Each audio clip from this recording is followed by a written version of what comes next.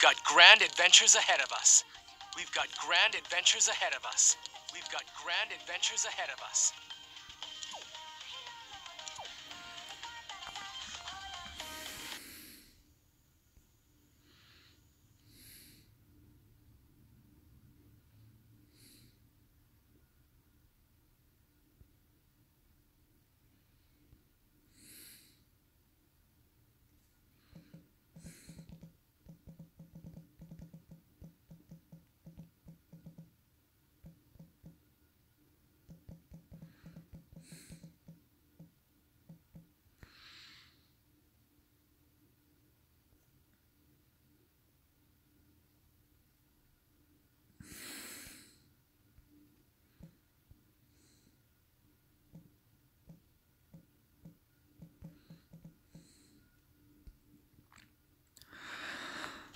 Alright.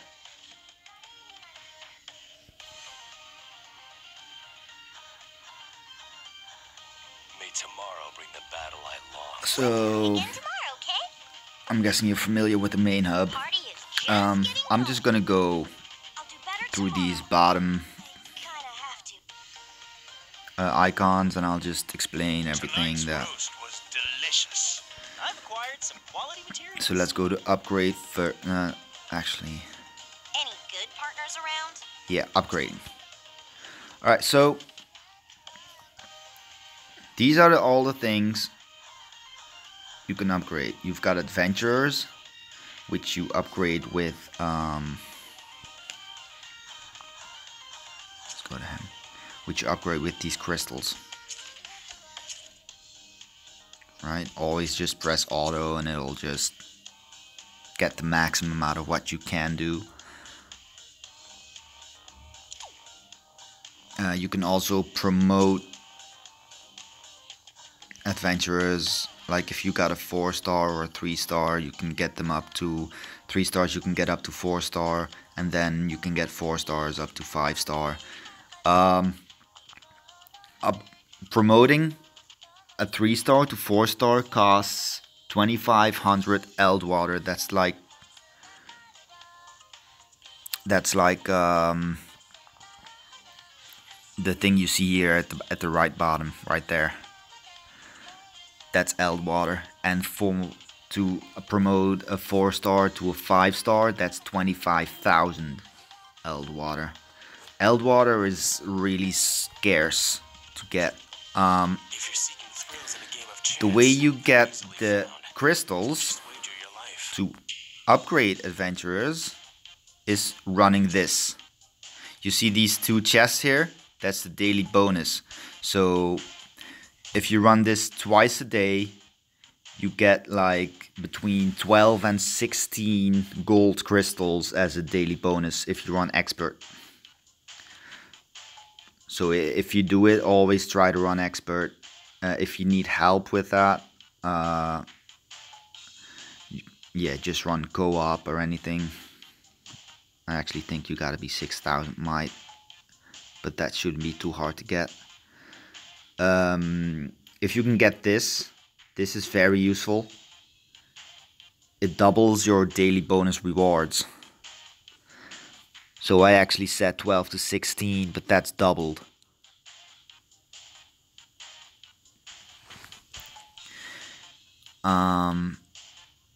So you actually get 6 to 8 without the double bonus. With the double bonus, you get 12 to 16. How do you get that double bonus? Is you go here, you go to upgrade essentials, I believe.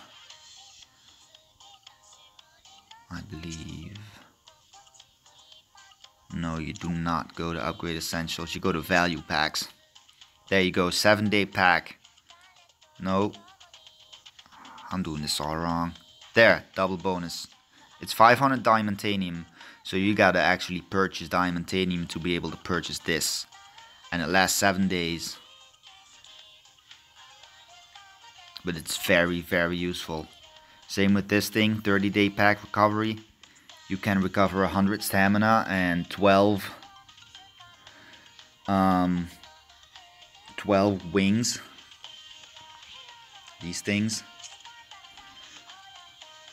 each day for 500 diamantanium for 30 days long.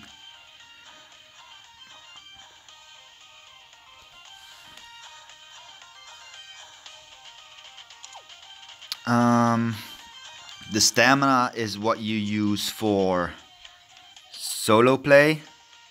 The wings are what you use for co-op play. So co-op play does not cost you any stamina, it costs you wings. So say I go expert, see I don't have the stamina for it. It costs 15 stamina, but I just used up all my stamina. But if I go co-op, find a room, it'll cost me 2 wings. If you do co-op and you fail the quest, it does not cost you the wings. It'll return the wings to you. Only if you complete the quest is when it'll cost you the wings. So that's good. All right. So back here, we got all this. The way you get Eld water is if you summon. I'll do a quick single summon to show you. Diamantanium, and hopefully I get an adventurer.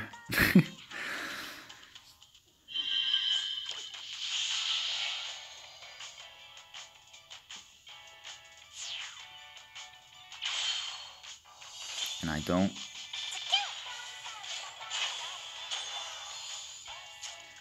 Anyways, if you get adventurers that you already have.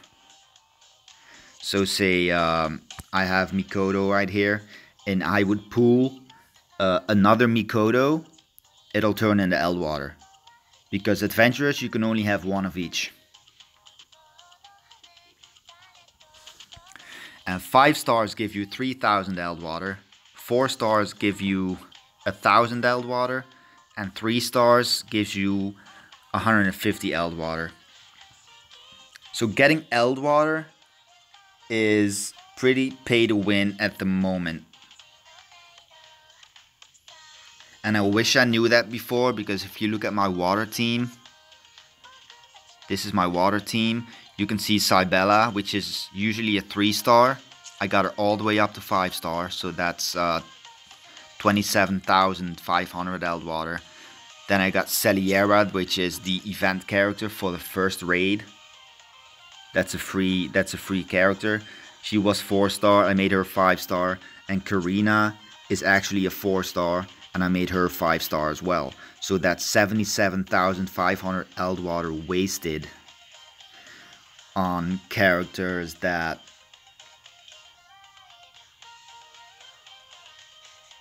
are actually good enough as a 4 star. And I wish I knew that before, because let me see if I can show you. See, this is my Lily. I'll just explain it right here. Right here. Let's go to the next one. Mana circles. I don't know if you've unlocked this yet. You probably have. As you can see, my Lily is at 50, which means it's maxed out.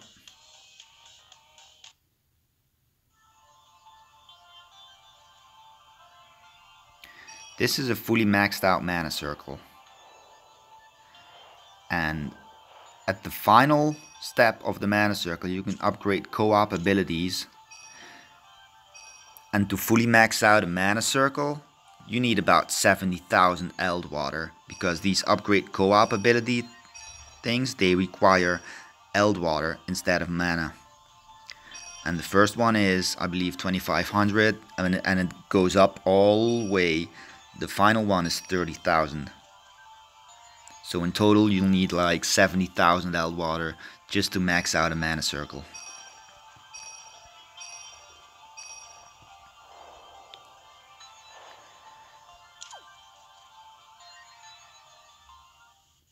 Now let me get to a character that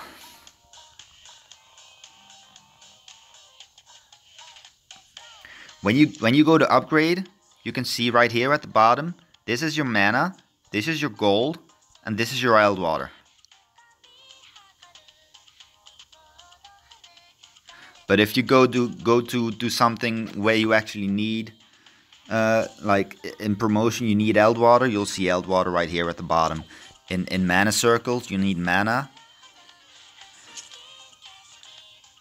And you actually, and you go to a character, you'll see your mana right here at the top. See, it'll always show you how much you have in the screen, sorry. So here's my Julieta. This is the one you have as well. Mine's at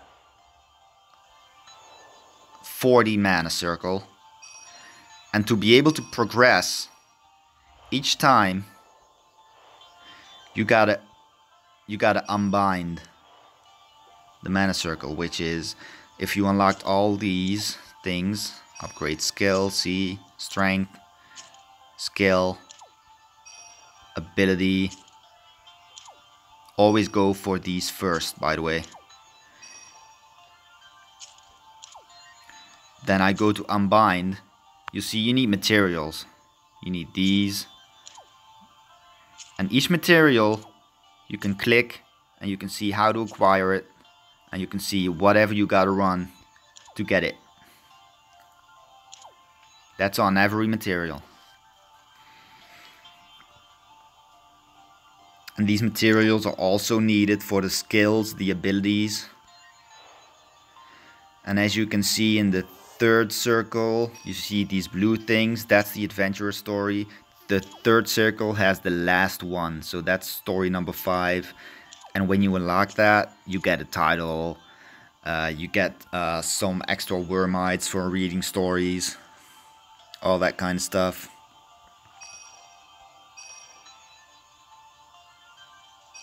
Exactly, yeah.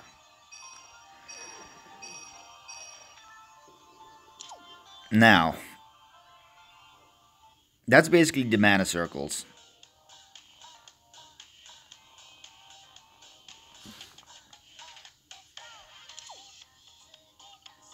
Then you got weapons. As you can see, I got a lot of shitty weapons that dropped. These weapons I keep because I can use them instead of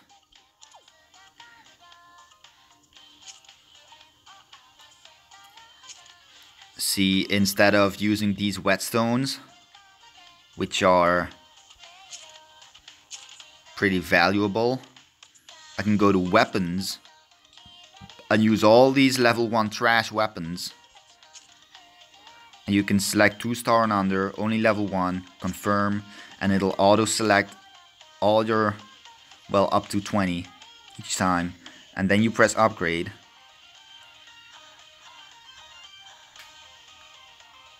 I'll actually do this right now, it doesn't matter. And you'll use all that trash to level up your good weapons. Let me see if I can get it all the way up to level 50. Level 80.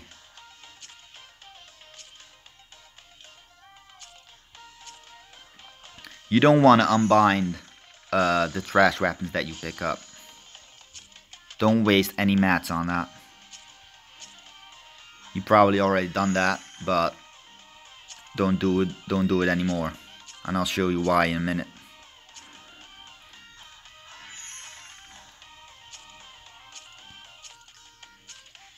See, now all my weapons are used up, but in my mailbox I have all these weapons that I could not store. There we go, I got 100 more weapons. And I just keep upgrading.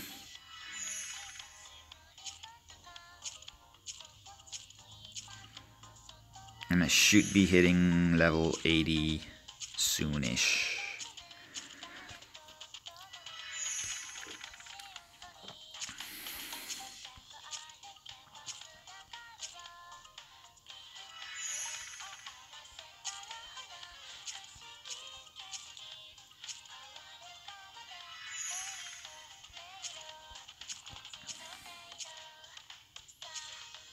Oh, I actually don't have enough weapons for that last level. I'll just... There we go.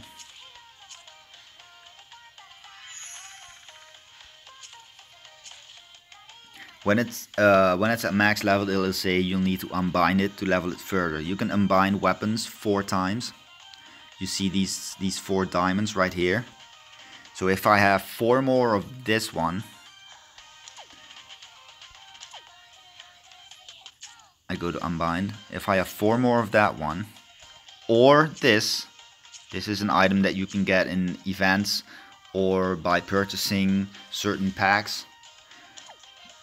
See, I can unbind this twice and have 2 diamonds filled up. I'm not going to use it on this one though.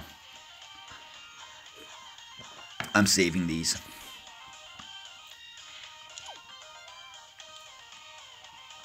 Each time you unbind, the level of a weapon goes up.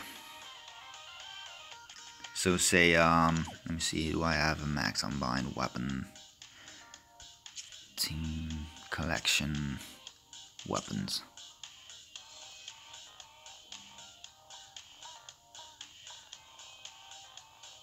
Is it this one? This one's max unbound. See, it's all the way leveled up to level 100.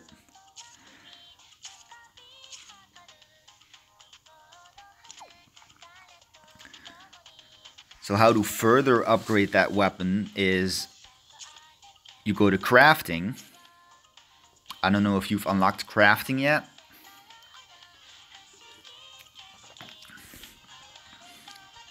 But you can see you have 3-star weapons, you've got 4-star weapons, and you've got 5-star weapons. For you at the moment, I would focus on 4 stars. Do not bother with 3 stars at all.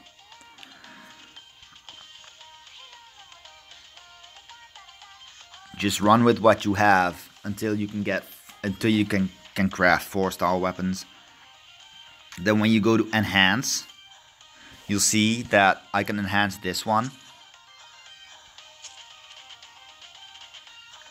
And I can upgrade it to this weapon or this weapon. And that's the weapon you make is going to be based on which character you want to make the weapon for, because eventually you're going to work towards elemental weapons. And you know, just like dragons, elemental weapons need to have a corresponding elemental adventurer. So say I'm working on my Mikoto right here. Where's my Mikoto? Yeah, don't bother with 3 stars.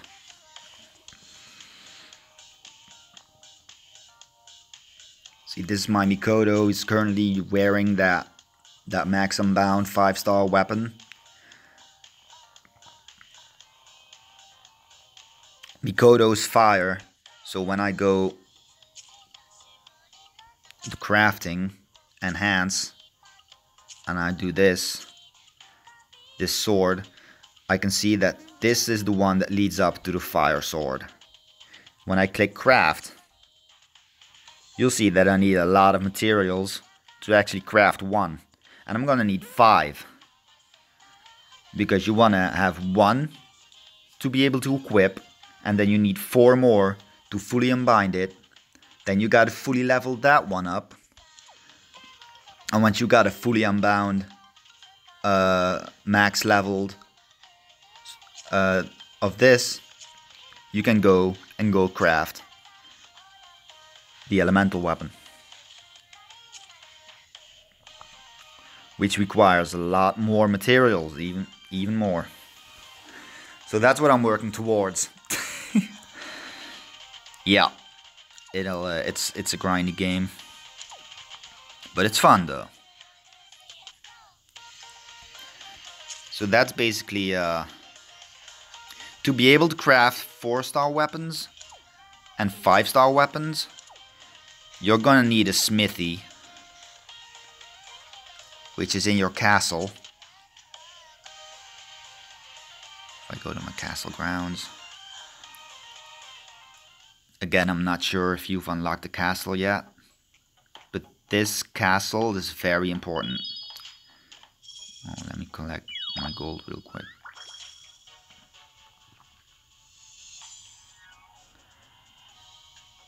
When you reach, I'm not sure which level of the castle you gotta reach, but at a certain point you'll be able to craft a smithy. and to craft 4-star weapons and then upgraded 4-star weapons and 5-star weapons, you're gonna need a leveled up smithy. It'll tell you what level you need when you want to craft.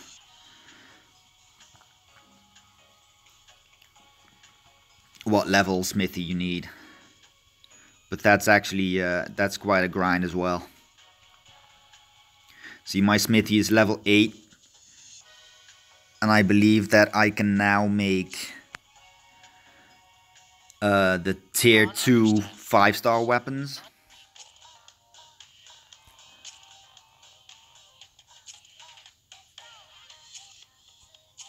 Let me check real quick. I can make this with a level 8 smithy. But for the elemental 5-star, I'm gonna need a level 9 smithy. It doesn't show here because I'm not even able to craft the level 9 or to craft the elemental yet. But what? Sorry, it's early. I'm not able to craft the elemental yet, so it won't say that I need a level 9 smithy. But for this, you need a level 9 smithy. And to make a level 9 smithy, I believe you need a level 8 castle. Let me check. If I click level up, can be leveled up from Helidum level 7. And I'm currently at level 6. And to level it up to 7, you need facility level 400 and a lot of rupees, 200,000. Plus all these materials, which are not very hard to come by. To explain facility level, every time you upgrade a facility, say this is my water facility, right? Every time I level this up, say I level this up to level 20, my facility level goes up by 1. So basically this 376 is cumulative of all the levels of all my facilities combined.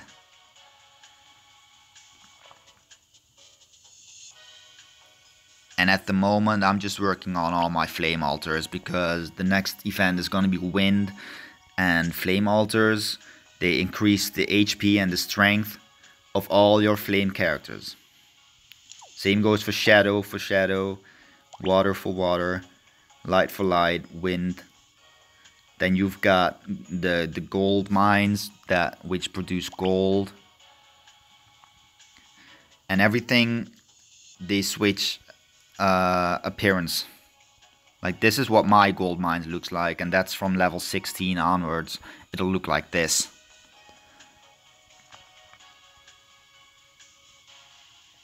Then you've got dojos as well.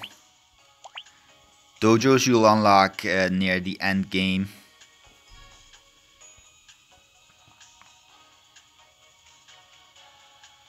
Because you'll unlock some medals and you can purchase dojos. And dojos, they work the same as the altars, but for certain weapon types. So since I am trying to level up my Mikoto for the most difficult battle that I'll show you in a little bit, I have 2 blade dojos. This one, which is going to be level 10, and this one, 2 blade dojos, which will increase the HP and strength of all the blade users. But I'll get back to the Halidam a little bit later. I'm drifting away. Anyway, so we've got adventures, mana circles, weapons, crafting, all explained. We go to worm prints. As you can see, you can upgrade worm prints. And I would not upgrade any worm prints unless you really know that it's a good worm print. Each worm print has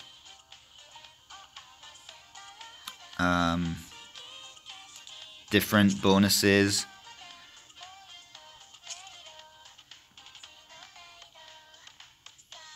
This one, for example, Dragon Brethren, it's a 5-star worm print. It gives you 10% extra dragon time and 5% flame resist. If I would fully unbind this one, these two will go up. Only if you fully unbind it, these two will go up. I've got an example.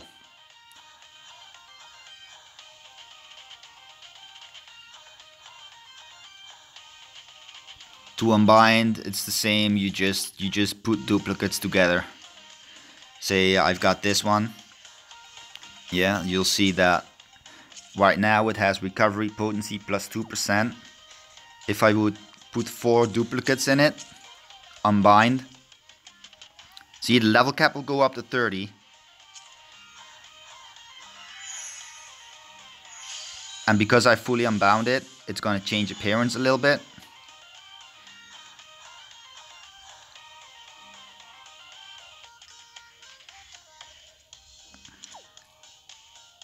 And the recovery potency has gone up. So instead of the 2%, you now get 3%. And because this is only a 2-star, the bonus is pretty minimal. But I can show you. I have 2 worm prints maxed out. See this one? I have double, and then I've got this. This is a max unbound 5-star Valiant Crown. Max level, which gives 25% extra skill damage and an 8% strength buff every time I receive a defense buff. So keep that in mind, 25 and 8. I have the same one, not max unbound, which is 20% skill damage and 5% strength double buff. So because it's not fully unbound, I'm not getting the full percentages.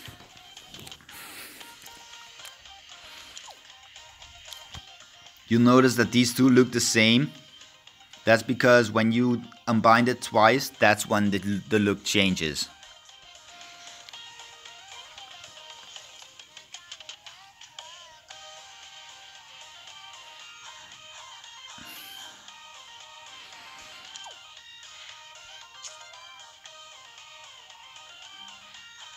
And then we've got dragons. Wait a minute, wait, I forgot something at Worm Prince. To upgrade Worm Prince, you can use other Worm Prints, just like you can use other weapons to upgrade a weapon. And you can just press auto, and you can select like which Worm Prints you want to use as fodder. And it'll auto select. And as you can see, at this point, this one's level 89. It's not even near enough. The items you need for Wormprint is water. Consecrate water, blessed water. If I would use all this, my Wormprint would go up to level 95. But I'm saving them for the moment.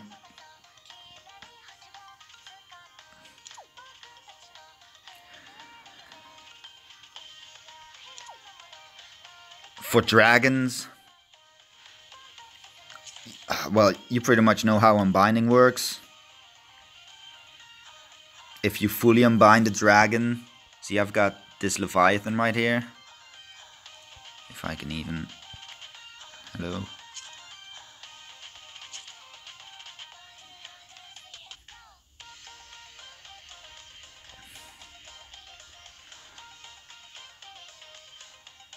This Leviathan, it's not unbound at all. And it gives a 40% strength buff to water figures.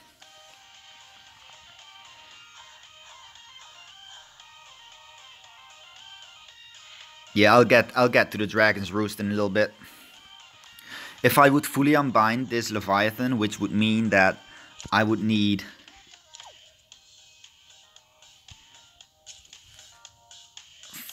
4 more Leviathans, or an item that is used to unbind a 5-star dragon, which again you can buy at the shop one time a month, I believe. Then this percentage, the 40 percentage, will go up to 60%, which is massive. I can show you that I have this. Where's my Jean? Where is my Jean? There she is.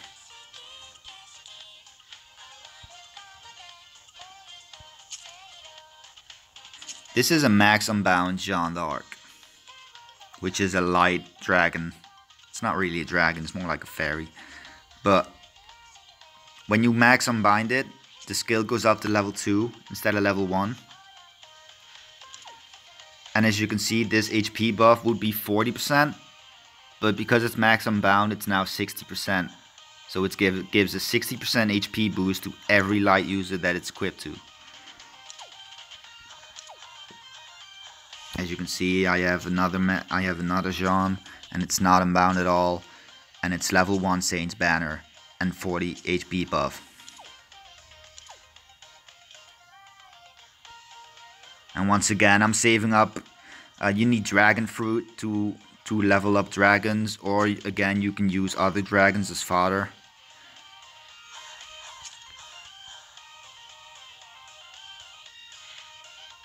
But I'm saving up the dragon fruits because we're gonna get a new banner, and there might be a dragon that I want to level up real quick.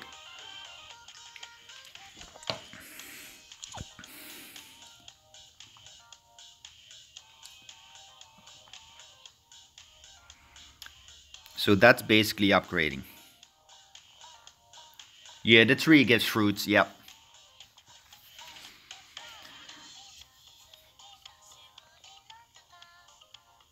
Also, every single day, if you go to the shop, which is that right icon of the 3, and you go to upgrade essentials, every day you can straight, for coins, you can straight buy out 3 gold crystals, 3 gold dragon fruits, 3 gold whetstones, and every day there's gonna be certain materials that you can purchase as well. So you can buy 20 Fiend's Claws and 10 Fiend's Horns materials for today, and tomorrow it'll be 2 different materials that you can get.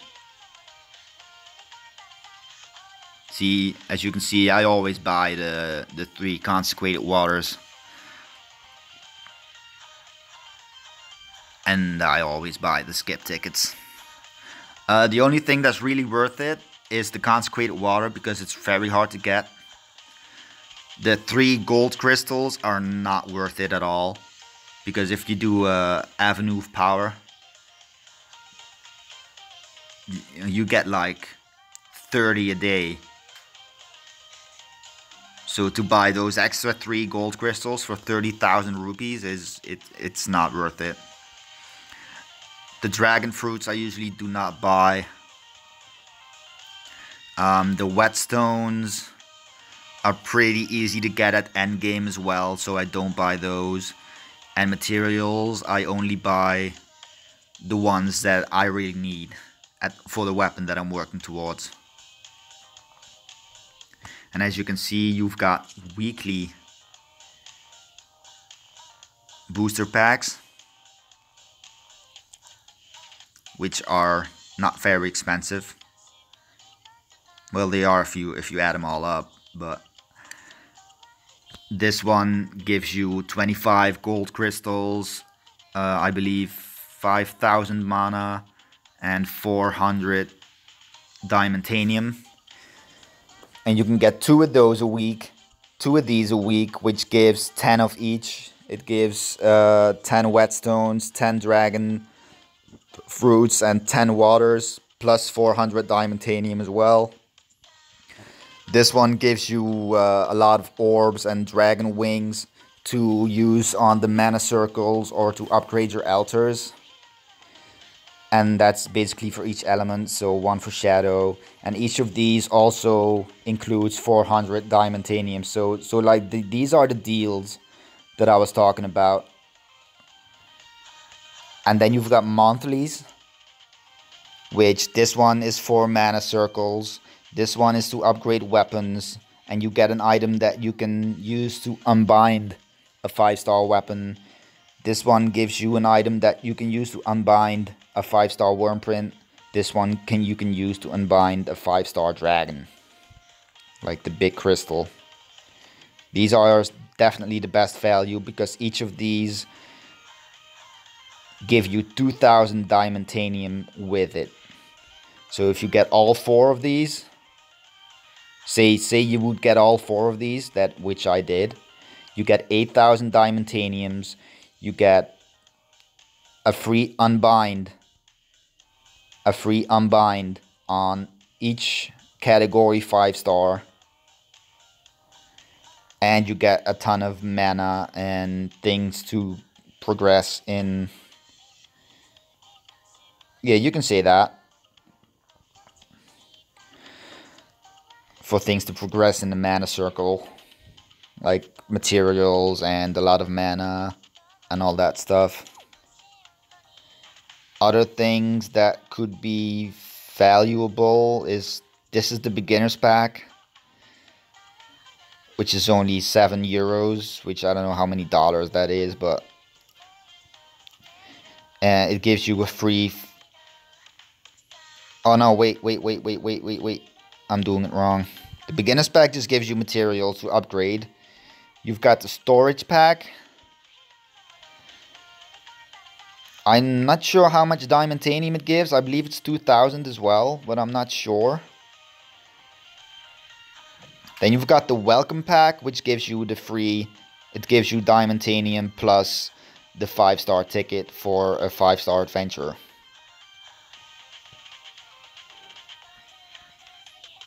And then you've got story packs, which also give you diamantanium. And they give you like challenges. If you go to your challenges and you go to special, I don't have them anymore. I've done them all. But as you can see, you've got story pack normal. You get challenges like to complete story. And every time you complete a certain chapter, you'll get rewards, like good rewards.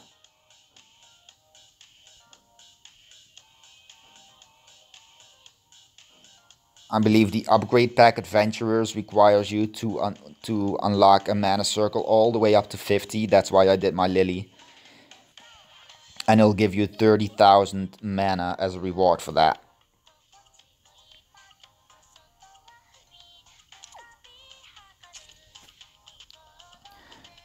So yes, to get the best value, never ever just straight out buy these, because this is not worth it.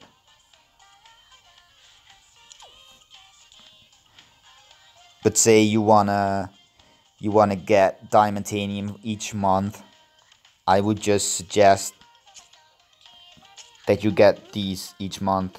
These 4, that'll give you 8000 diamantanium. You can do a few pools and like set a limit, because right now I'm setting a limit for myself, and you know why.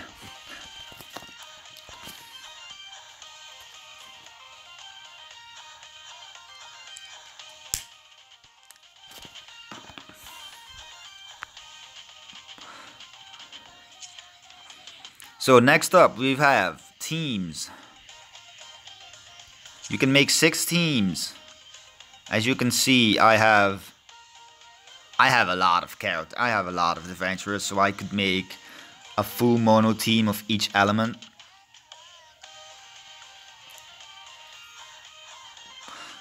I pulled a lot at launch, but like the next 2 banners, yeah, something like that. I just pull whenever I have 1500 Wyrmites. I use them to pull every single event so far. We've been getting a free 10 times voucher, so you can do a free 10 times summon.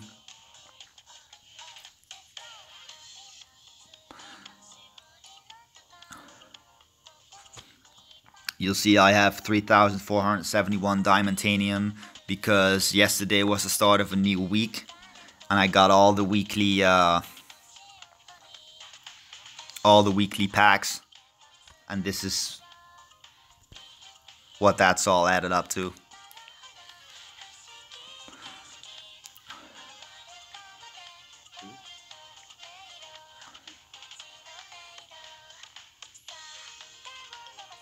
The 10 times voucher you have now is the one for the upcoming event.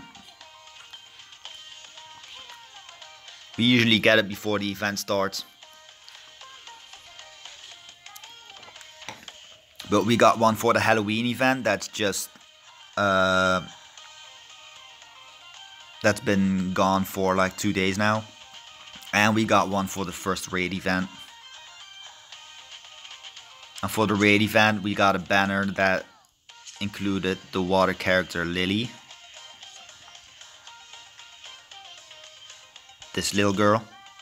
And this dragon. Leviathan. And when the Halloween event was here, we got Halloween Alisan.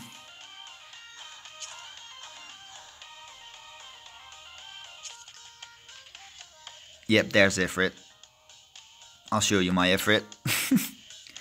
I have a max unbound Ifrit.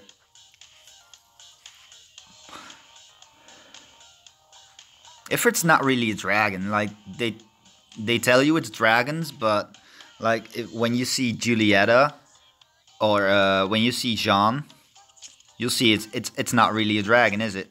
It's more like a fairy. Then you've got right here Silk, which, well, she kind of looks like a dragon, but she kind of doesn't.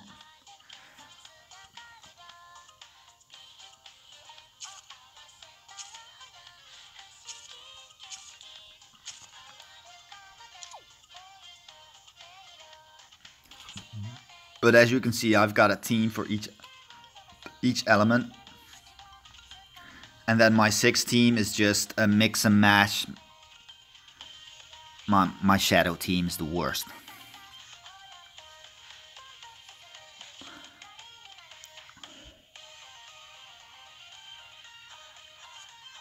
And this is just a mix and match of all my strongest might characters combined. Just to reach certain might milestones, I use this. I usually just use mono teams for whatever I gotta battle. So this is my fire team that I'm gonna use for the upcoming event.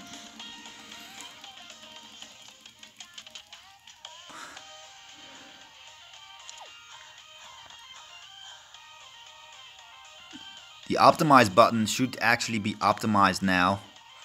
So if I press optimize and I go for offense and I go fire and I press confirm, let's see what changes. Nothing really changes, it just changes the order.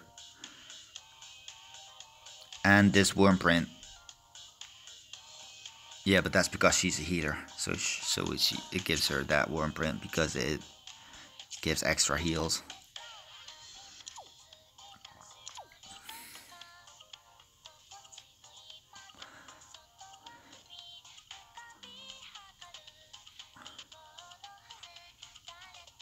Yeah, I've heard he's bad, but it's the only fire character you have at the moment, and you just want that advantage over the upcoming event.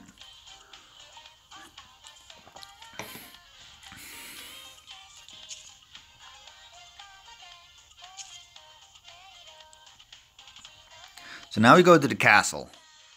You know how the castle ground works, I just explained all that. You've got the Dragon's Roost. Every day, from Monday to Friday, you're gonna have gifts. These gifts should be bought every single day to increase your bond level with your dragon.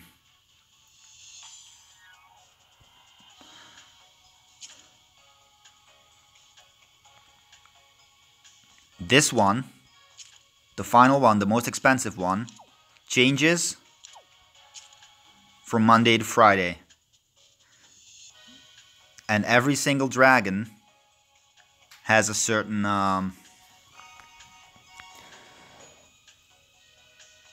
what do you say? How do you call it? Likes a certain treat. So you've got the kaleidoscope, and you can look it up on the internet. I use the Dragalia guide. When I open this, it'll say today's kaleidoscope, and these are the dragons that like the kaleidoscope. So you've got Poseidon. Today's a great day to give that kaleidoscope to Poseidon. And why that is because it'll give more bond if you give a treat to a dragon that actually likes the treat. And every time your bond level goes up, you get gifts from the dragon. No, I'm telling that wrong. Every time you give a treat to a dragon, no matter if the bond level goes up or not, it'll give you gifts. It can be mana, it can be elemental orbs to use on mana circles or altars. It can be anything. And at certain thresholds, you get dragon stories that you can read.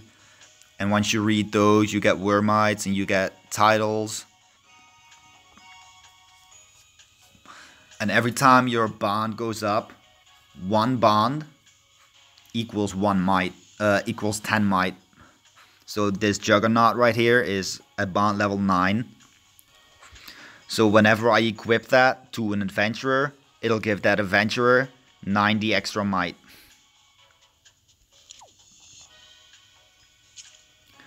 I have this one maxed out. This one's max bond level. I believe you can still give it gifts just to get the rewards. I actually just noticed that if I move my screen, you can actually look around.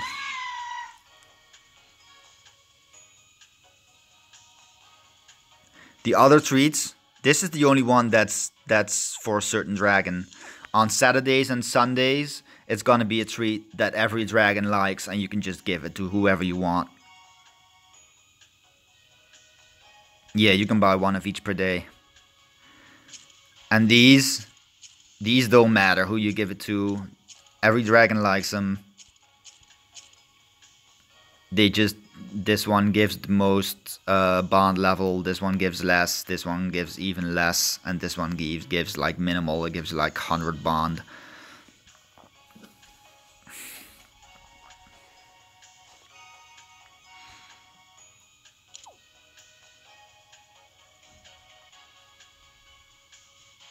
Alright, back to the castle. So the stories. Here's all the adventurer stories. Right? I've read them all, so there's no stories available. If I press all, you can see all the stories that I have so far. For all these characters. And once you read the first story is going to give you 25 Wormite. And then the second to fifth story is going to give you 10 Wormite each. And the fifth story is going to give you a title.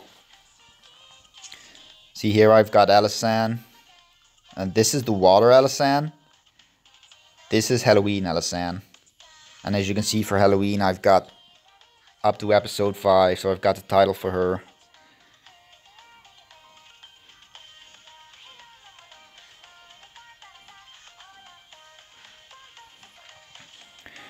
The scope.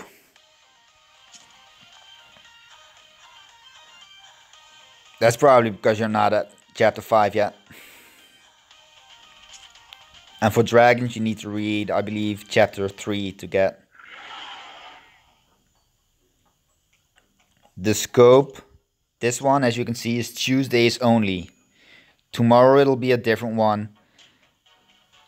Thursday it'll be a different one. Friday it'll be a different one. Monday it'll be a different one. And each day, certain dragons will like it. Every dragon will have a certain treat on a certain day that he likes. And then you've got Saturdays and Sundays. It'll be a treat that every single dragon likes. So you can give it to anyone.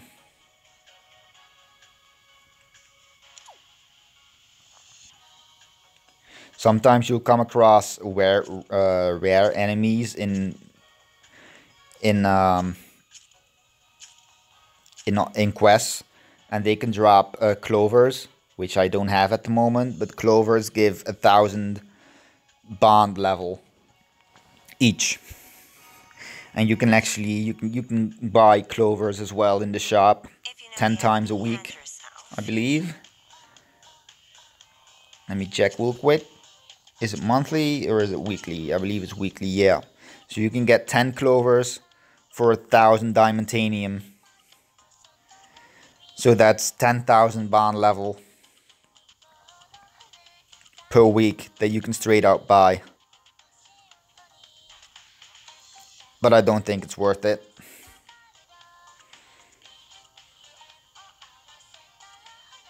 Yeah, those clovers you can use on whatever dragon you want. It'll give 1,000 bond level every time you give one. Let's see what else is in the castle.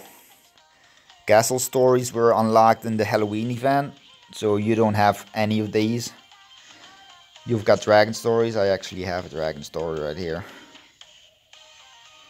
Part 2. Let me just...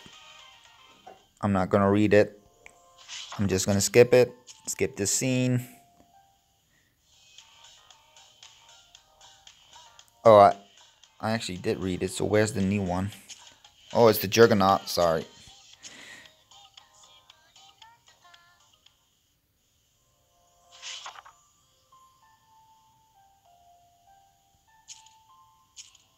You mean bond level 20 or level 20 overall?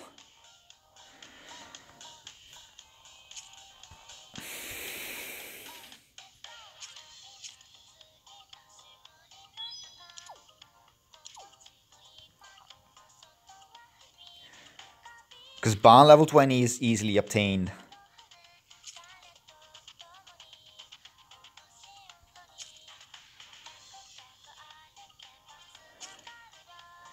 To reach bond level 20, you just level 20 overall. I also research magic quite often. I guess you could say it's a hobby of mine.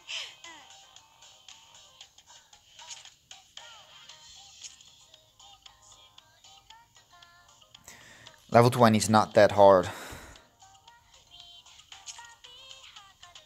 You just use your dragon fruits, I guess. Because you probably don't have spare dragons to...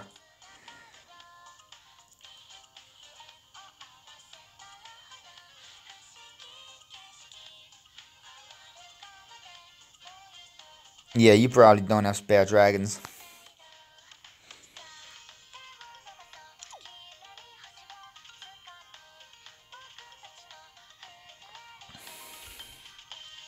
Yeah, but once you get it to level 20, that quest will update to get it to level 30, and it'll go all the way up to get a dragon to level 100. As you can see here, when I go to my challenges, and I go to limited,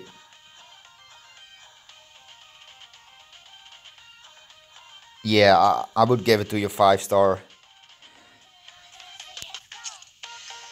Oh, it's a limited one? I don't know about that, but there's a normal quest as well. As you can see, it'll keep upgrading until you reach like the absolute maximum level a dragon can be, which is level 100. See, at the moment my highest dragon is level 88.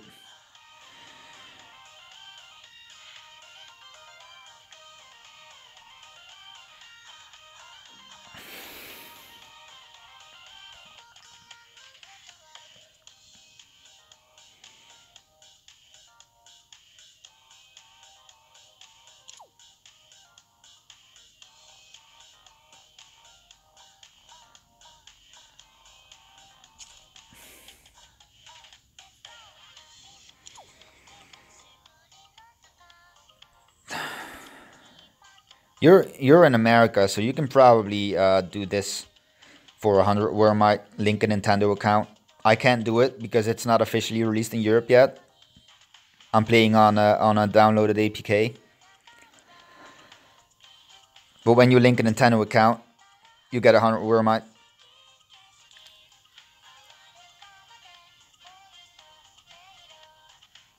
Oh. Just use dragon fruits, man. It won't take long because you've got that tree that gives you dragon fruits. My goods are worth more to me than my life. So it won't be that hard to do. But I would definitely focus on your 5-star.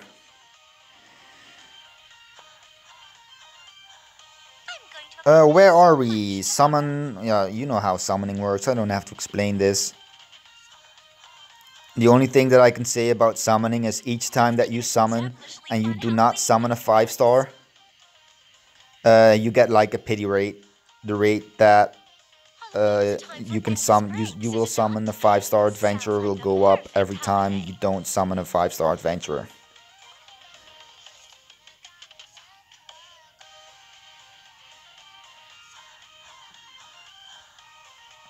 Five stars are always a good investment. So if you have doubt, always invest into a 5-star. So put your dragon fruits into Poseidon, use the crystals on Julieta, use your mana. Use your mana to do Julieta. To work on her mana circle. And the rest will just gradually level up as you do quests. Just make sure you have at least one main character that can do the job. I'd rather not share my pictures. Right here is all the options and stuff. As you can see when you look at my titles, I have a lot of titles, and this is all from doing events. This one is for doing the first raid within 1 minute. Clearing the raid boss on the hardest difficulty under 1 minute is what gives you this title.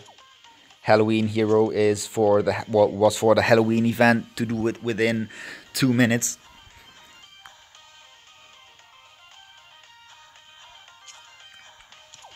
The banner, how the banner works is it doesn't change, it just adds. So we had the first banner, and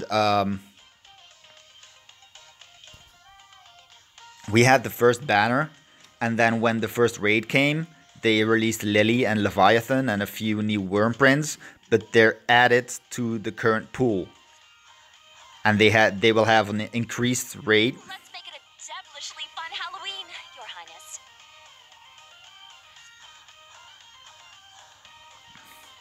Halloween is a time for endless praise. Like certain Sounds like the perfect holiday. certain characters will have an increased rate.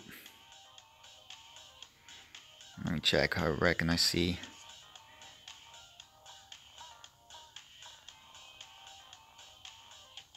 See, as you can see right now, Halloween Alisan and Nidhogg have an increased summon rate.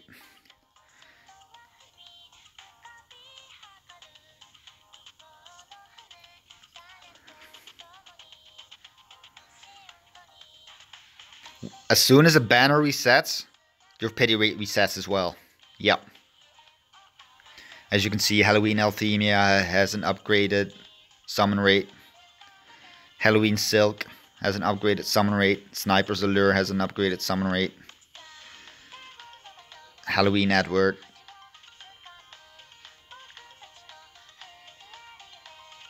And Pumpkin Pale.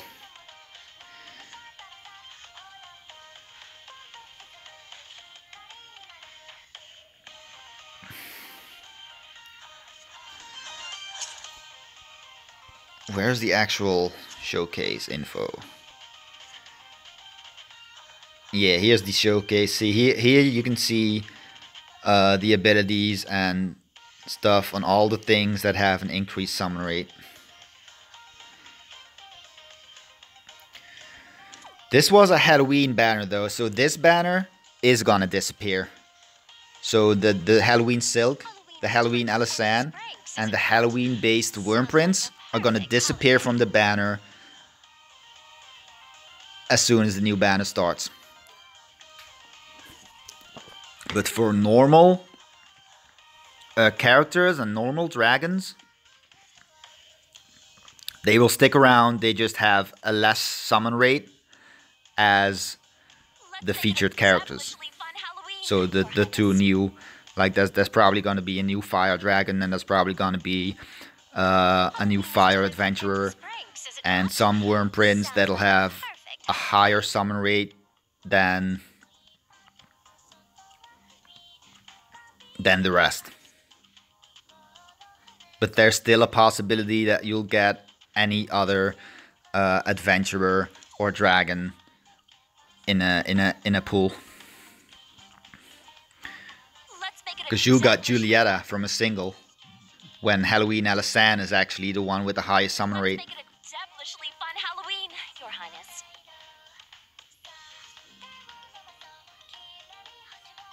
Halloween is a time for endless pranks, is it not? Sounds like the perfect holiday. So, What is it? Muscles feel what else do tense? we have? Come here. I'll massage that tension. Events. Another day? I've already explained Avenue to Power. This one is for the gold crystals. And you want to do the highest possible that you can do at the moment where you have the Might 4, right? Then you've got Avenue to Fortune, which also gives you daily bonus once again.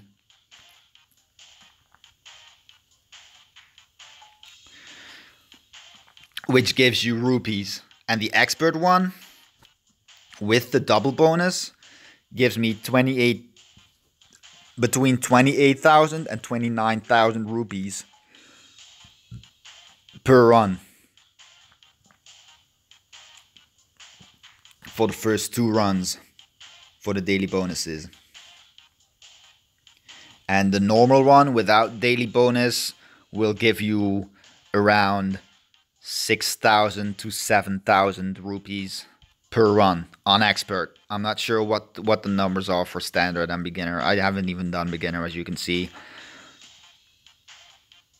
But you want to try and get the required might at least to run the experts. Yeah, but near like the end game, things are gonna get very, very expensive. Then you've got every single day, you're gonna have a different element ruin, which you can run for the orbs to use in mana circles and to upgrade altars. Right now, they have, because there's a wind event coming, this Flamehowl ruins will be up every single day. And because it's Tuesday, it's actually Flamehowl ruins day, so it's the only elemental rune active right now. But tomorrow we'll have a different elemental rune. But Flamehowl will also be up because of that event coming up. So you can work on your flame characters better. That's why they did that.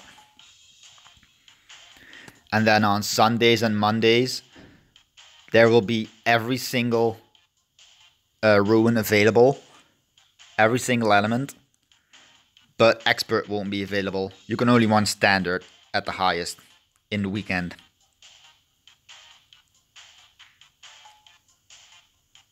I think that's just to balance things out. I don't know why they did that.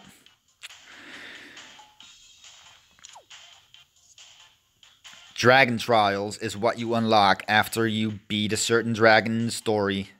You unlock the trials for it. So I believe right now you should have Midgard Sommer's trial. And there's 4 difficulties. You've got beginner, standard, expert, and then master.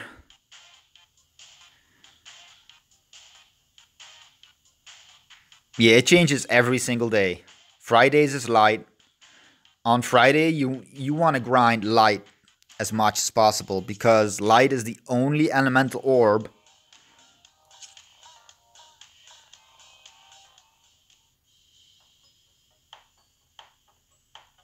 as you can see. For water, you need these water orbs and these stream orbs. This is what you get from the water ruins, right?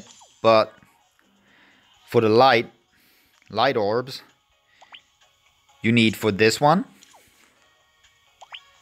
This one requires light orbs. Then the gold mines also require light orbs. And to upgrade the hell of them, you're gonna need orbs of a certain element as well. And the most important one from level 5 to level 6 is gonna require you to have light orbs as well. So light orbs are very important. So every Friday you should be grinding the shit out of that as much as you can. What I always do every single day is I do every single event for my dailies.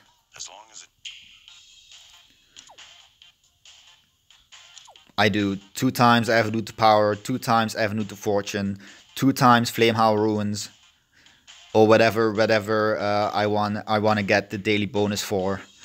3 times Dragon Trials, because Dragon Trials have 3 daily bonuses. And 3 times Imperial Onslaught. This is what you unlock when you complete the story, Imperial Onslaught. This is pretty rough.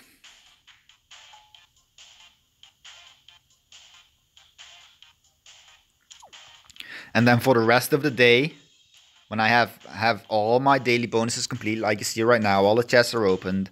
For the rest of the day, I just focus on the ruins. I just play that solo, I play that in co-op, it doesn't really matter. You can also play Avenue to Fortune if you just want to stack up on rupees. Avenue to Power is not really worth it to do it without the daily bonus, because it only gives you 4 to 5 gold crystals and it's not really worth it.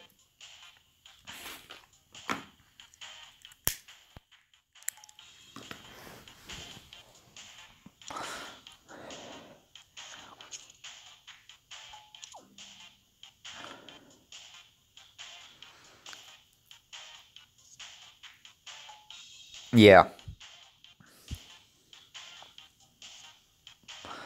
And all these things, they give you certain materials. Dragon Trials give you dragon wings or dragon scales that you need for the mana circle. Certain weapon upgrades need certain. Imperial Onslaught gives you medals and stuff to buy the dojos. Once you beat Midgard Sommer on Master, you will unlock High Midgard Sommer, which is at the moment the hardest thing in the game to do. It requires 13,000 might, but even if you have 13,000 might, you're not going to be able to solo it. You're going to need a very well built team with 5-star elemental weapons. You're going to need a certain thing from the shop when you go here and you go to treasure trade. You can see that you get treasures from events. As you can see, Damascus Crystal, Sunlight Ore, Golden Key Fragment.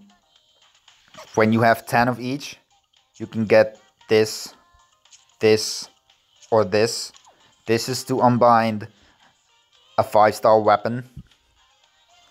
This is to unbind a 5-star dragon by 1 stage. And this is to unbind a 5-star Wyrmprint by 1 stage. Dragon Trials. Every time you do a Dragon Trial, you will receive these spheres. And this is what I meant by you can the story dragons you can just keep buying to unbind. or to put on characters if you lack a certain element. And this will go up every time. The cost will go up. See, now it says 4 remaining, so there's 4 times that it'll cost 20 spheres. But after those 4 times, the cost will go up. It'll cost scales as well, and it'll cost 30 spheres each.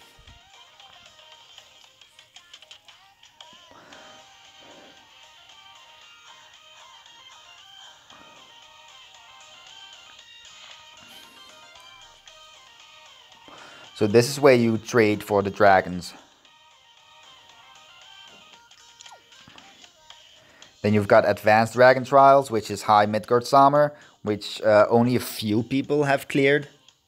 Like, really a few.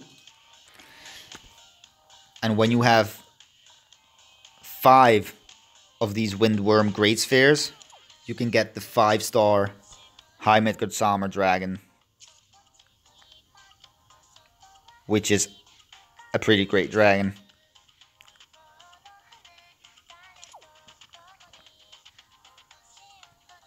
And you can also get the Fafnir statue, which will boost the HP and strength of wind dragons. And I'm pretty sure that when enough people have cleared High Midgard Summer, they will start releasing the other dragons.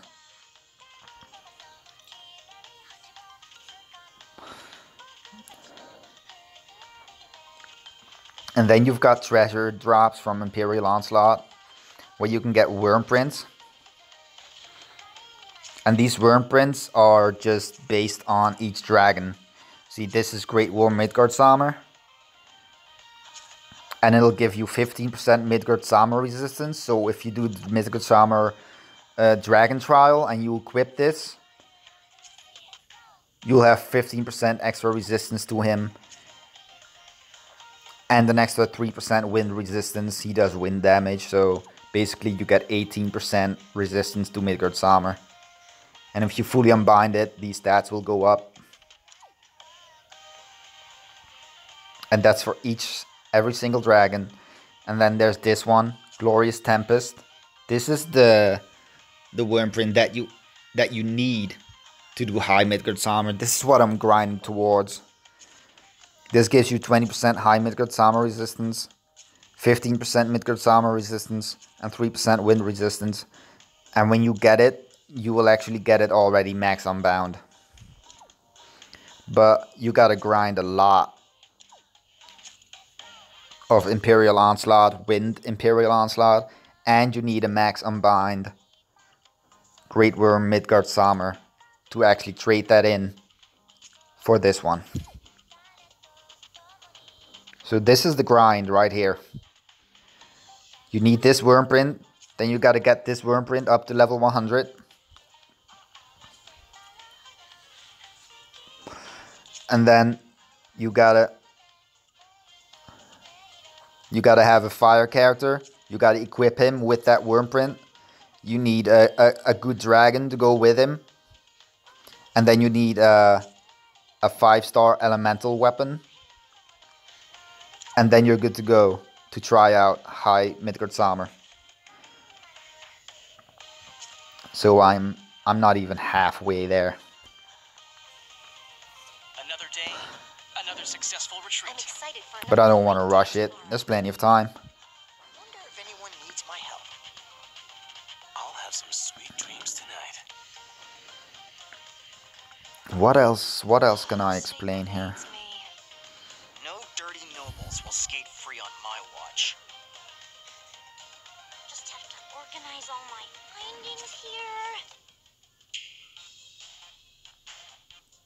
As you can see, I cleared the whole story on hard mode, except for this quest right here. This is very hard to do. You have 2 minutes to complete the quest, and it's full of traps, and it's a fucking labyrinth, and I can't do it at the moment. But it's not part of the main story. Like this, and this is part of the main story. This is an extra quest, that's why it says EX. and there's always a treasure chest behind it. You can get something out of it. And I believe the hard mode, there's one. This one doesn't have an extra quest. There's one that actually gives you a summon voucher. I believe it's this one. This one gives you an extra summon voucher for 1 summon, not for 10.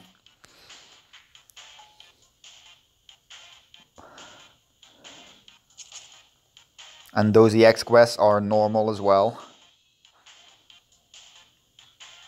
In the same spots.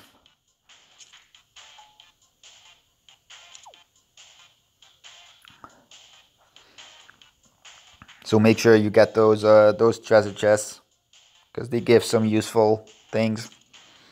I know all there is to know about this castle, and all the places to hide in it.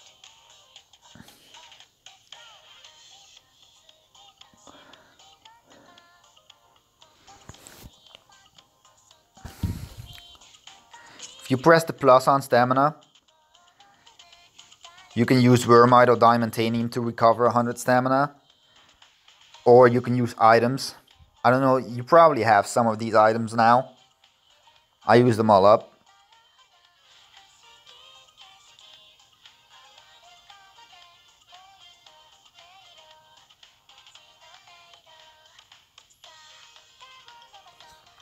Same goes for wings. Tomorrow we're gonna get a ton. Well, you probably are not, because you haven't playing. You've been playing for like 1 day. But people that have been playing are gonna get a ton of these items, so you can keep recovering your wings. I got a lot done today. And for stamina it's called honey. And for wings it's called ether ashes.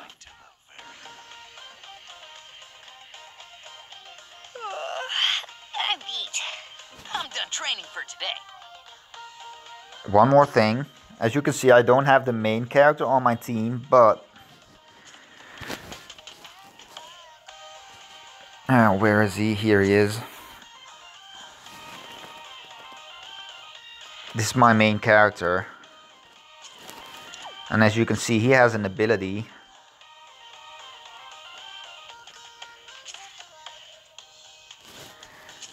that gives extra player XP if he's in your party.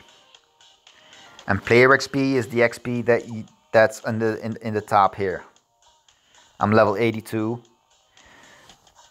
So say So much promise. you always get XP 10 times of the required stamina. So say Avenue to Power costs 15 stamina. If I would complete this in co-op or in solo, doesn't matter, I would get 150 XP.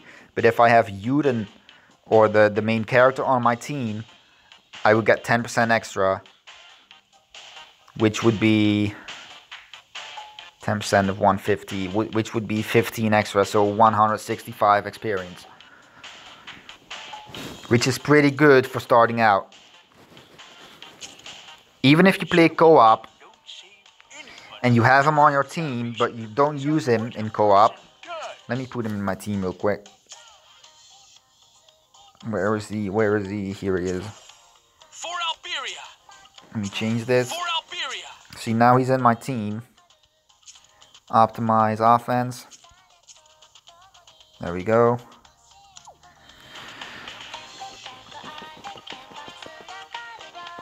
If I would play co-op now, and I would use Mikoto for co-op, because Yuden's on my team, I would still get the 10% extra XP. And as I said, every time you level up, you get 50 Wormite. And at certain thresholds, you get extra buildings to build, or you can level up buildings higher, stuff like that. Everyone in the village is alright. You know, having friends ain't half bad.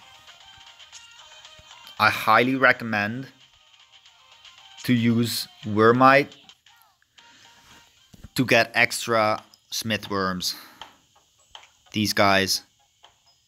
Because at the moment you have 2 of these, You can upgrade it to a maximum of 5. So you can upgrade 5 buildings at once.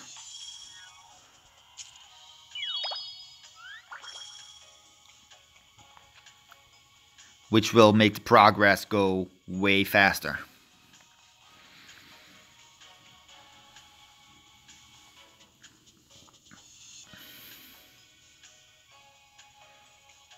If you press this arrow,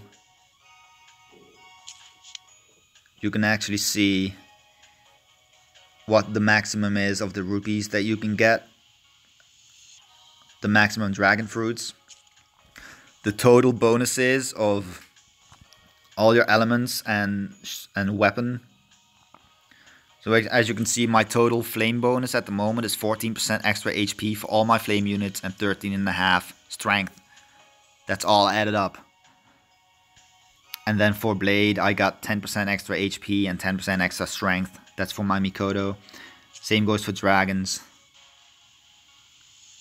I don't have any dragon buildings at the moment. I can put it down right now. Wind, I have this one. Wind Dragalith.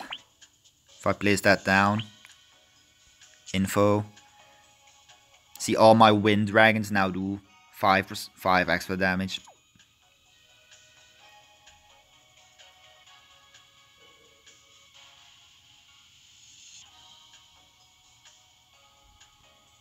What's permanent?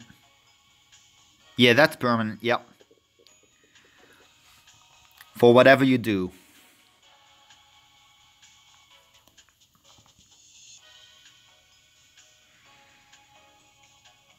This building was exclusive to the Halloween event. Certain events will give you a building which you can level up by doing stuff in the event. See, mine is all the way maxed out. And as you can see, this now gives, because the Halloween event was a shadow event, this building would give 8.5 extra HP and 7% extra strength to light attuned characters, and that actually sticks around after the event ends.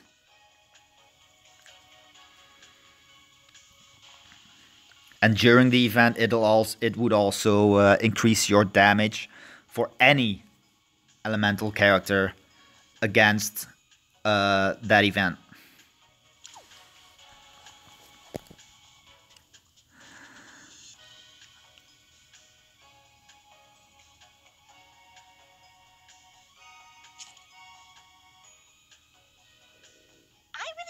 A travelogue one day. It's gonna make me rich. Alright, so let's do something here. I am going to do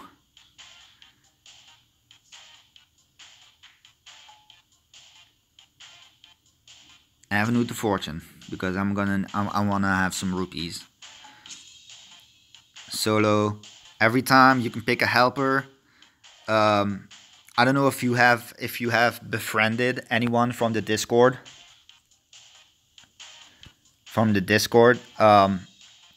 But whatever I do, I always check if there's anyone from the Discord that has a helper for a certain element. See, this is Avenue to Fortune is light, so the recommended helpers that you get will be Shadow. You can pick a different element, but it will automatically put it on the advantage element. So see, here's Vladdy. He's got a Shadow 5-star as a helper, and Dawn as well. So let's do Dawn because I already picked Vladdy earlier today. Right. Oh, as you can see right here, the skip tickets. You get 1 skip ticket each day. You can also buy 6. Am I saying this right? Now you can buy 5 skip tickets for 50 Diamantanium each day as well. If you complete every single challenge in a run,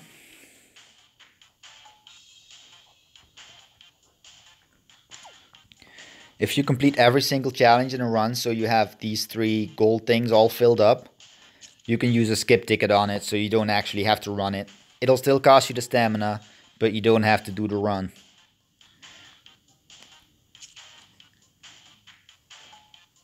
Yeah, you can still use them. So ideally, because this is a light, I should be using this team, which is full shadow, so it has a full advantage over. But since my fire team is strong enough anyways, I'm just gonna go in with my fire team.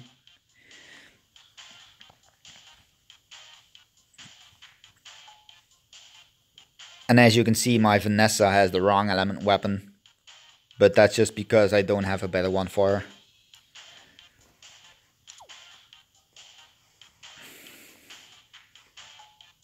So begin quest. And I'm just gonna auto this. I don't know if you've unlocked auto battle yet. But if you press auto, they'll just auto attack.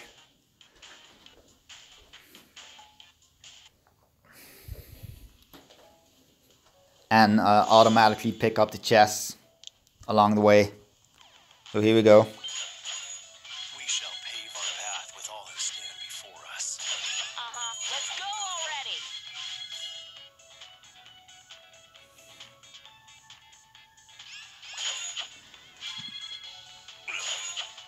No, not anymore. There's been a patch today and they fixed that. So they actually go for chests now. The only thing that auto does not do, I did not get a rare enemy here. That's unfortunate. As you can see, he'll go for the chest now. See? I leave this to you all. The only thing that autoplay does not do is use skills on your main character. So you have to press that manually. So here's the boss. I'm just gonna press my helper skill. Final foe stands before us. We fight Go together. dragon. And done.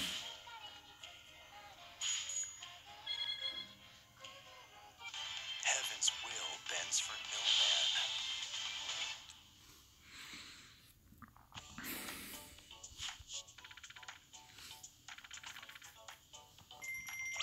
See, that gave me 7,123 rupees. Yeah, but barrels and trees only give you like HP. They won't give you gold. Yeah, they won't give you anything useful anyways. And 299 mana is what I got. If in that quest I would have a rare enemy, you have level 1 to 3 rare enemies. Level 1 will give you like I believe 500 mana, then level 2 will give you 1000 mana. If you beat it, you gotta beat it within a certain time frame or they will just flee away. Yeah, they also skip dragon shrines. But again, you won't need the dragon shrines.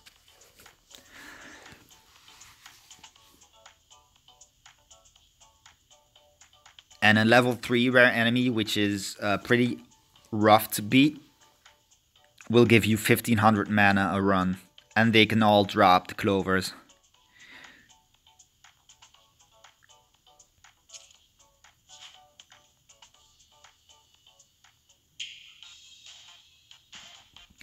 Alright, so now I'm gonna change my team.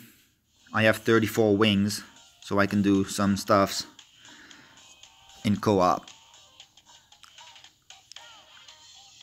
I'm going to go to my water team because I want to farm some Brunhilde skills. Oh. Dragon Trials. Brunhilde. And I'm going to do Brunhilde Trial Master. Co-op. Find a room. And hopefully I can find a room. Because finding rooms has been rough since the update. That's probably because they increased the amount of wings that you can carry, so more people are going to be able to do co-op more often, so rooms are filling up faster.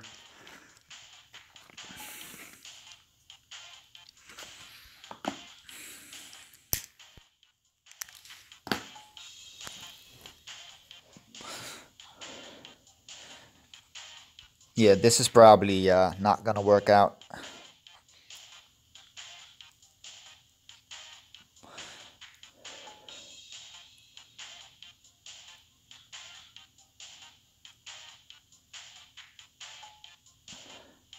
It kind of sucks.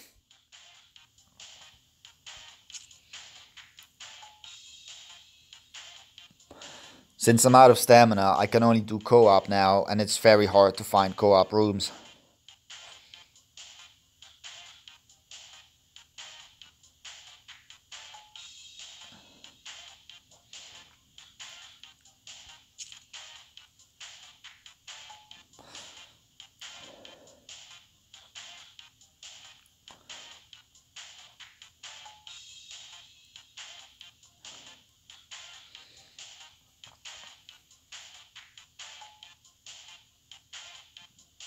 Oh, there we go. I'm in a room. As you can see, my Lily is very, very powerful. She's got 4,411 might. She's at 50 mana circle. She's got a level 3 skill, level 2 skill, Hey there. 15% extra skill damage from the co-op ability that I used all my Eldwater on.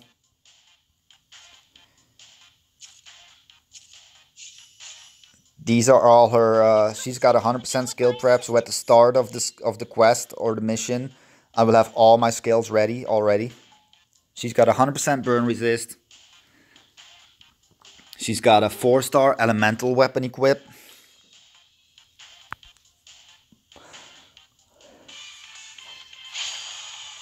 And she's got Leviathan, which gives a 40% strength boost as well. So this is Master. Oh.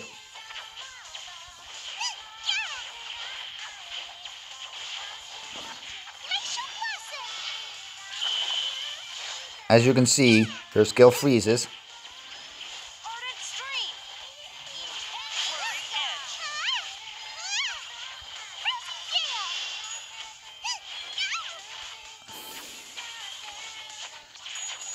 This is another thing. If you're in a red zone and you press a skill right before he does his attack, you basically get an immunity frame.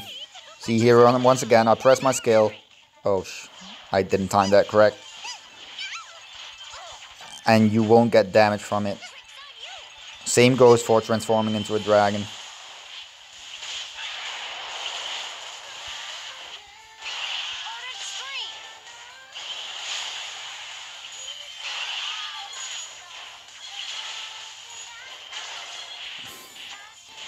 The DPS on this team is not great. He should have been dead by now.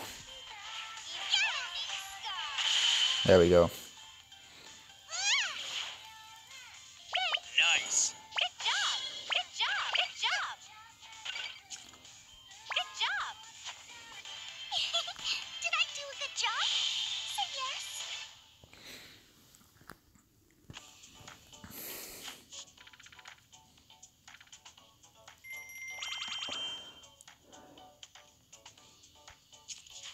Let's see if he does another one.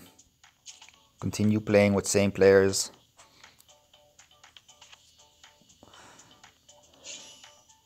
If the host sticks around, and he does. Hey! Let me help!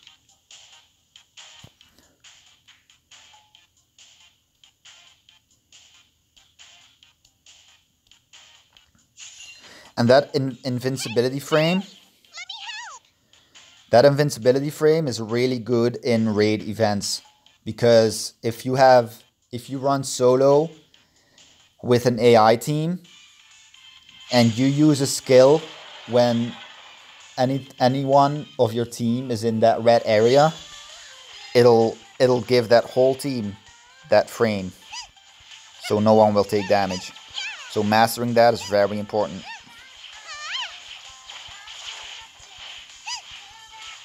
I always try to save my skills. He didn't freeze this time.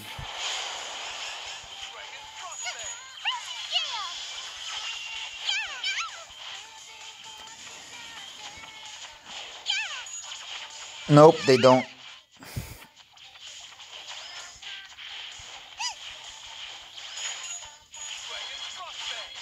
As you can see, I have that Valiant Crown equipped on Lily, right? And Valiant Crown gives me a strength buff each time I got a defense buff. This Lily has a defensive skill. So if I press that, you'll actually see strength up. And defense up. I missed. Let me show off my dragon again.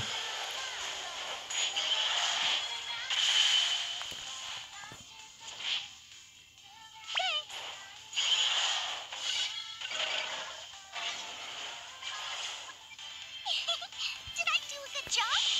Say yes.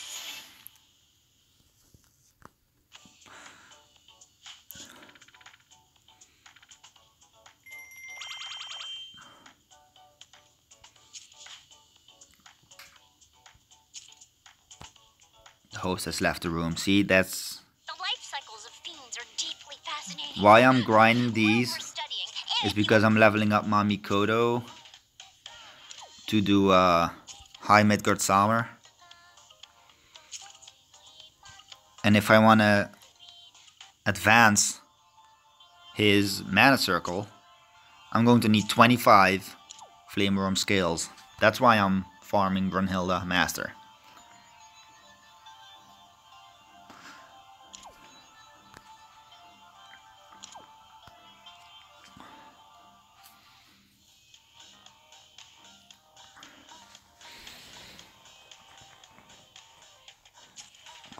I steal men's hearts as easily as I steal fiends.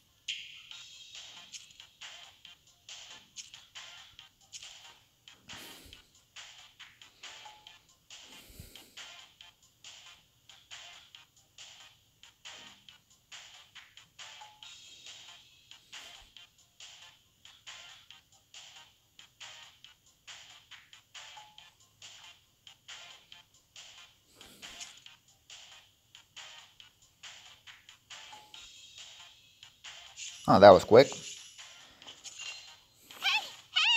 Let me help!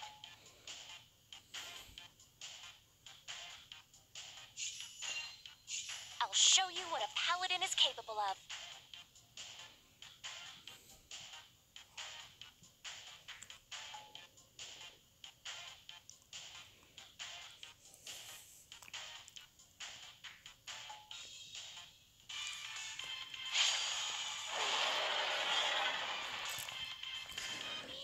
The raid boss in the event is probably gonna be 5 times as big as this dragon.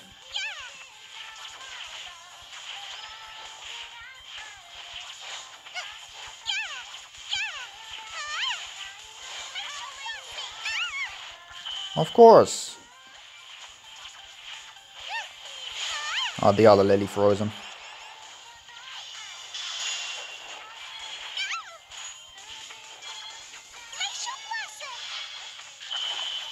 And now I froze him. See, if you have 4 lilies, you can just keep freezing him.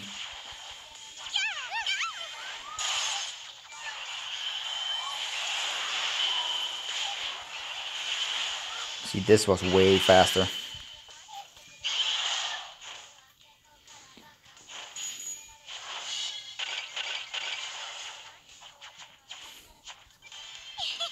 Did I do a good job? Say yes.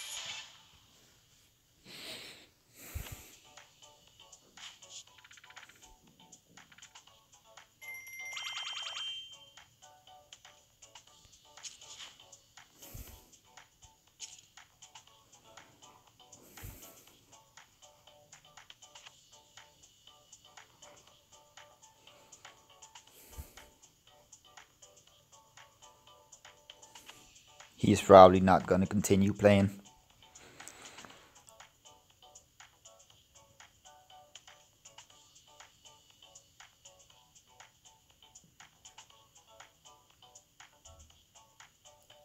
Who, Lily? Nah, Lily's a 5-star. Natural 5-star. She's the only natural 5-star on my water team. The other 3 are all upgraded. Like an upgraded 3-star to 5-star will still have worse stats than a natural 5-star. The stats will be better than a 3-star, but it won't be better than a 5-star.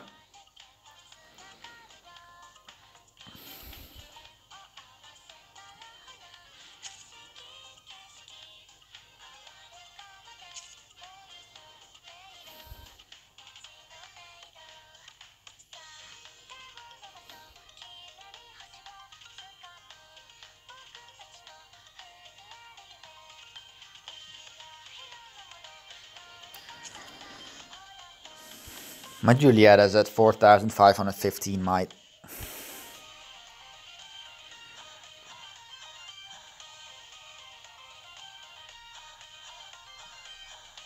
Yeah, that's true.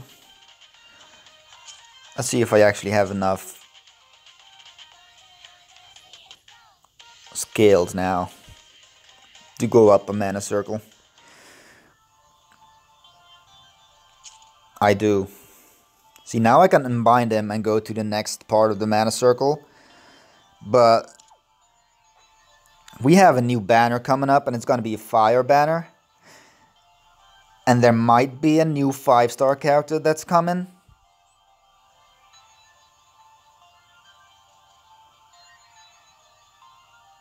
Yeah, that's why everyone is suggesting, like, if you go here to more and you go to help support and you can leave feedback, and they actually read the feedback, and you can press what it's about. And there's been a lot of feedback about people putting in feedback about Eldwater, how it's very hard to acquire, and you gotta pay a lot of money to actually get a certain amount of Eldwater.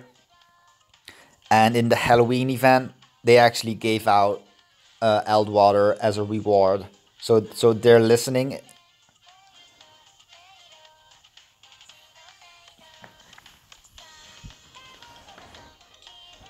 So hopefully in the next event they will give Eldwater as a reward as well.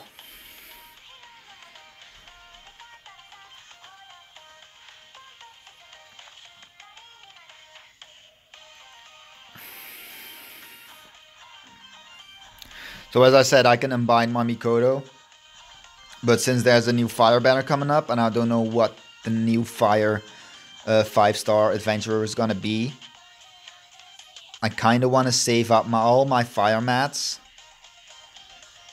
to possibly level up that fire character instead of Mikoto, depending on what it does, what the abilities are, if it's beneficial against high Midgard Samur. Because why I'm using Mikoto instead of Azalith, my Azalith is higher up in mana circle, has more might, has her elemental weapon, but Azalith, hold on, high Midgard Samur does a stun attack, and Azalith, where's Azalith?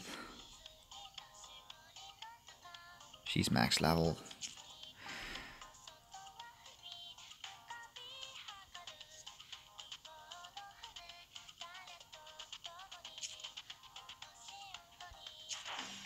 Do try not to bore me.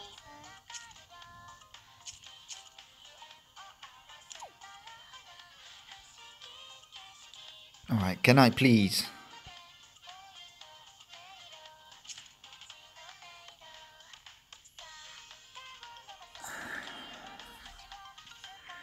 I just want to select her. Oh, there we go. Collection. Alright, Adventurers. Azalith has an ability.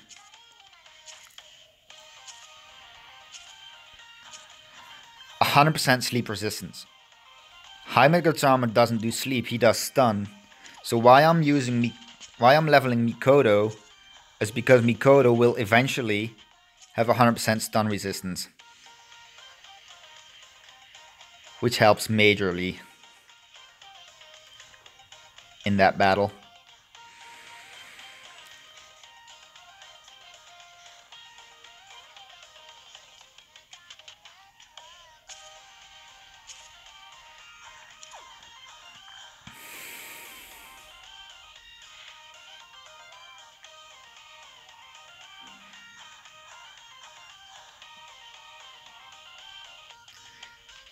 I believe the main character also has stun resist.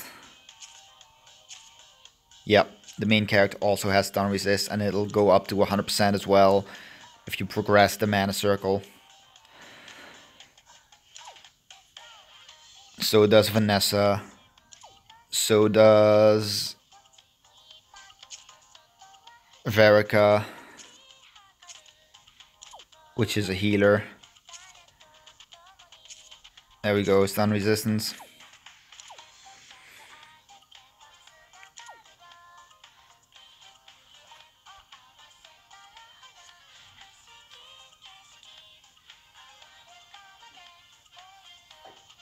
Alright, let's change her back for this little guy. My might will go down, but she's max level, she won't get any experience.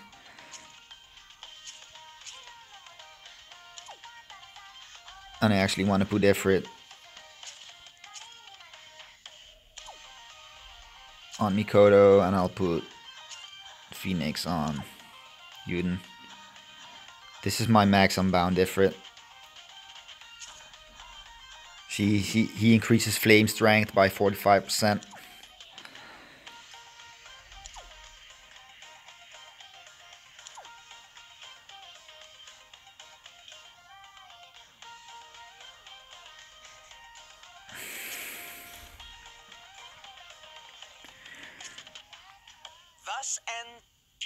So I've got 25 skills. I'm not gonna use them yet. But right now I'm just free to do whatever co-op I want. So that's either gonna be Fortune to get rupees, or the Ruins to get elemental orbs, which I'm probably gonna do.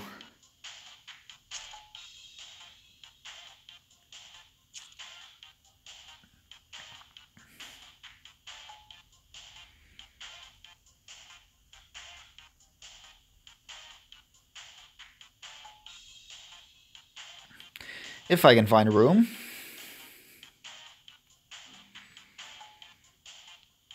It's so hard to find rooms since the update.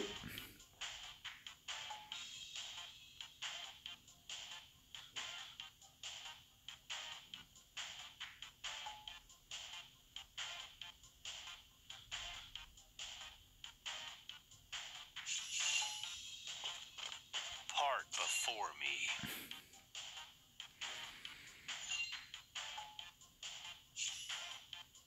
Let us grow strong together.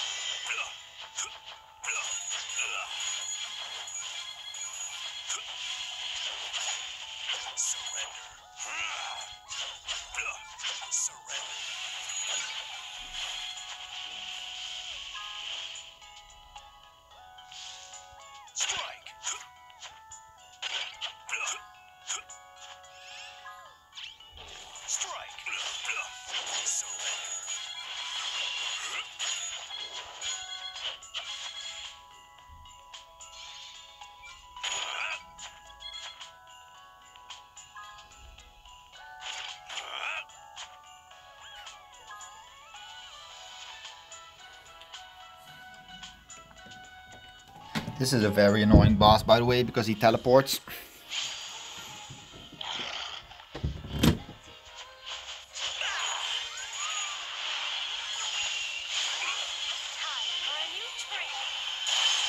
I guess in co-op it's not that annoying.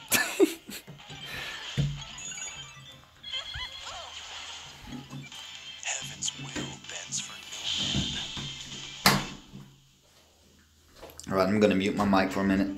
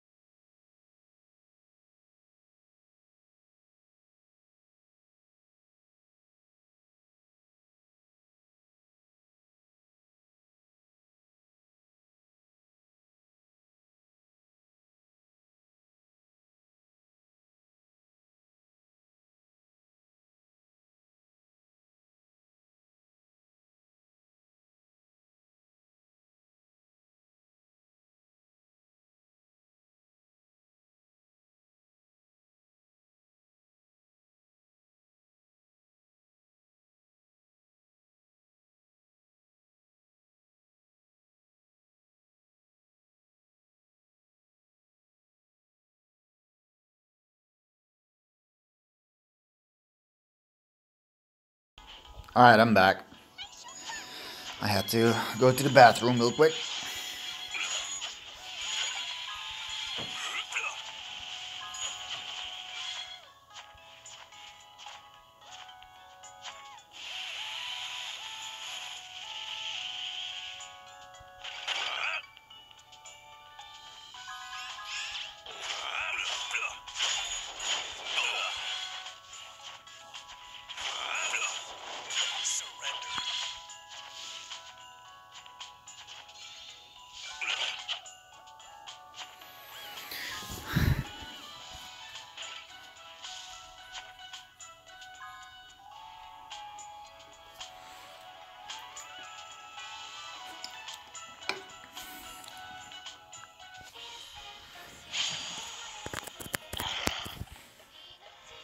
Everybody just instantly dragons out.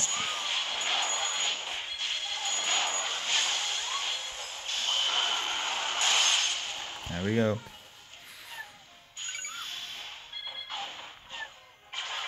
Heaven's will bends for no man.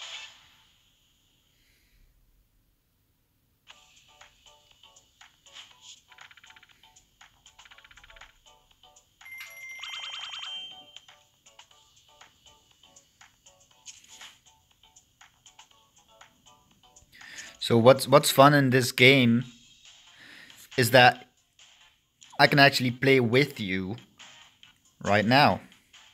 I'll do whatever job needs doing, so long as If the you would pay's go fair. to quests, and where are you? Chapter 3? You're in chapter 3, right? And you press this.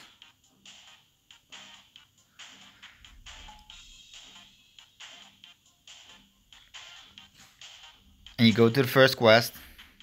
I gotta download. I don't know why I gotta download. You go to co-op.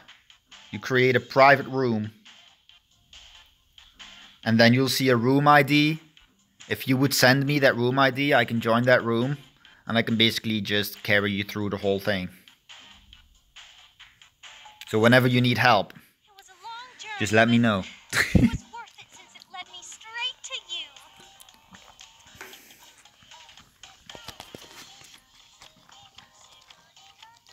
Because I can probably carry you through the whole story. Just to get that out of the way and unlock everything.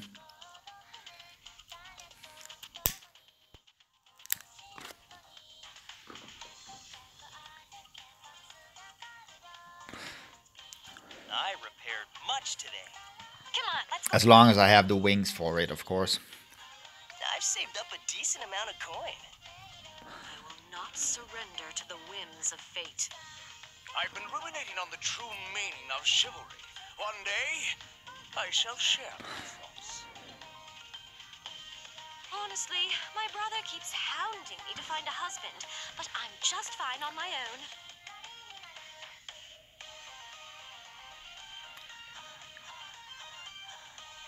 My friends are a gift. I caught a big one today. What shall I have for dinner tonight? Wonder how long I can go. Chapter 6 is where it really gets hard. I can feel the pull of destiny. I need to work on Normal my mode is script. probably doable, Perhaps I should but observe man. hard mode is... I hope I Chapter can 6 see him hard mode is tomorrow. pretty rough. Almost everyone in this castle is the same age, and we all get along pretty well. I like it. I can see if there's a co-op available for that one mission. There usually isn't. Chapter 6. This one. That's the only one I haven't done yet. I don't know why I gotta download all the time. Go up, find a room.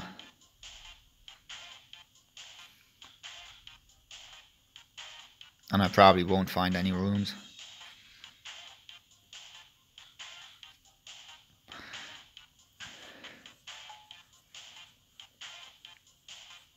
Oh, I am finding a room. Alright. Before me.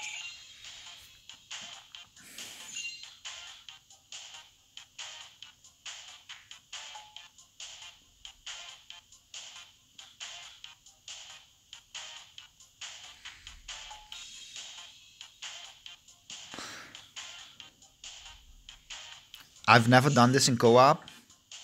The flow of mana guides This is a us 5-star healer. If you can pull her, she's gonna be useful all the time.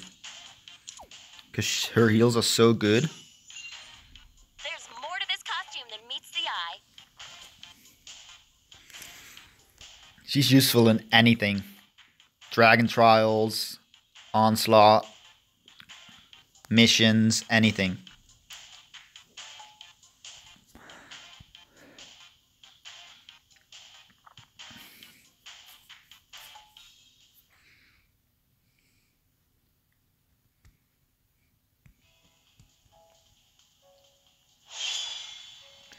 Alright, so as you can see, we got 2 minutes to rush through all this, get to the boss. As you can see, there's falling trees. I already got hit and I got stunned.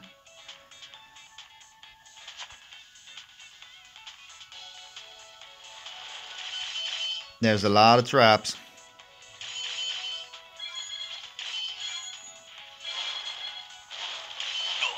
I got hit again. I got hit again.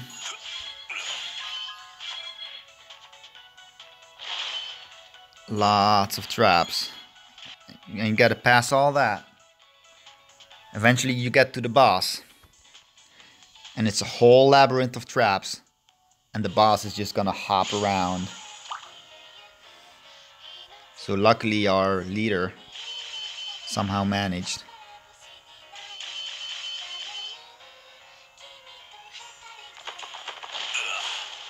There's the fucking trees again. Didn't get stunned this time because I got 50% stun resist.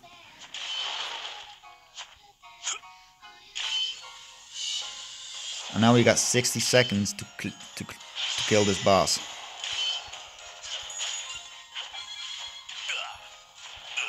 Oh my god. I'm already dead. And now I'm asleep.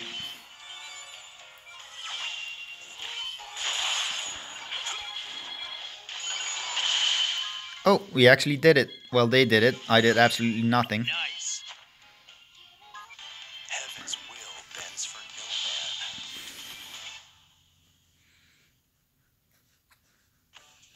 man. But it's very rough to solo. Actually, 3-starred that as well.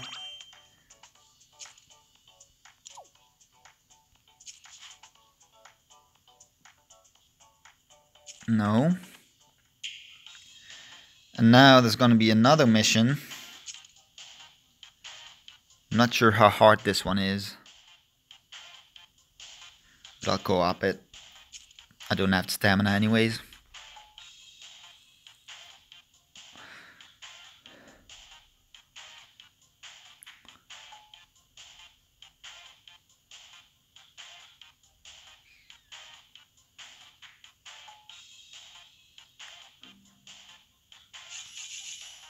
Part before me.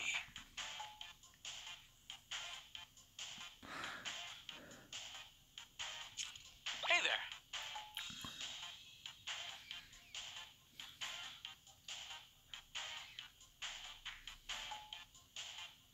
You can always check out the team.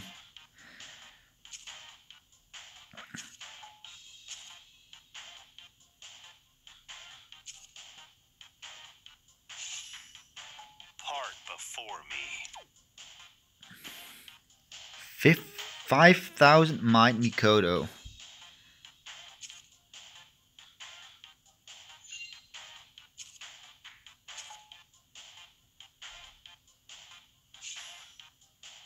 Have faith in the power of the cosmos.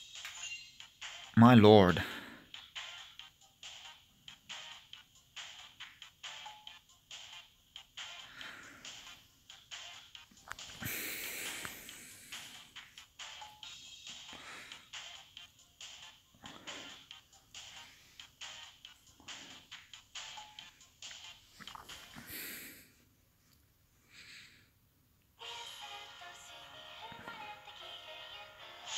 Definitely befriending him. Strike. See, now there's no time limit, so this quest is actually easier.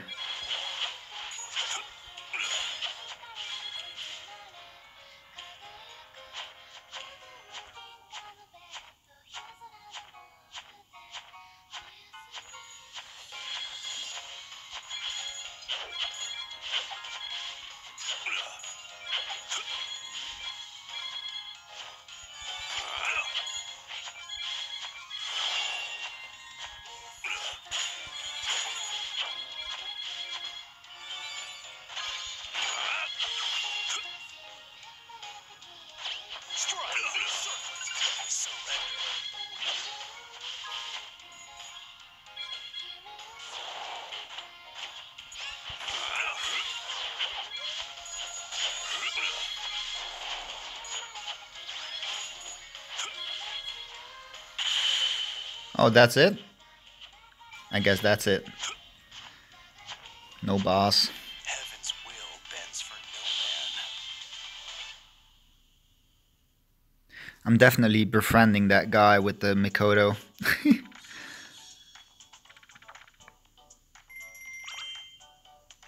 Because he probably has that as his helper. Black cat.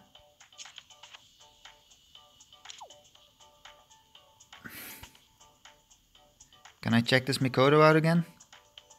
No. I'm befriending him as well, because he's level 94, so he probably has good helpers as well. There we go. Next. And I finally can get this treasure chest. Weapon capacity expanded. Alright. I'm often called Now I want to check out my...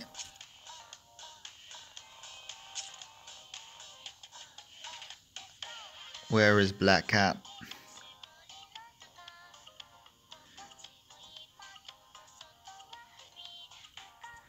Sword.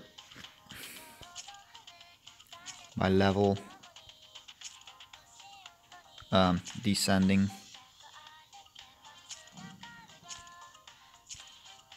There he is. I want to check out this.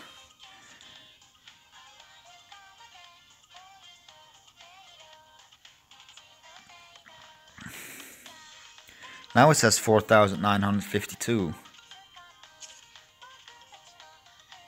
I just want to know.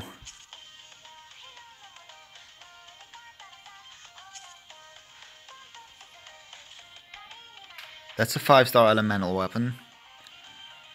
Level 85 Agni, which is the 5-star fire dragon.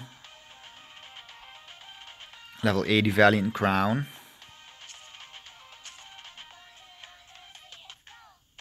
I'm gonna screenshot this. So I can get even higher than that. I don't have Agni, but I do have a max Unbound Ifrit. And if I get my 5-star elemental, I will probably look... My Mikoto will probably look like this as well. That's a nice thing to look forward to.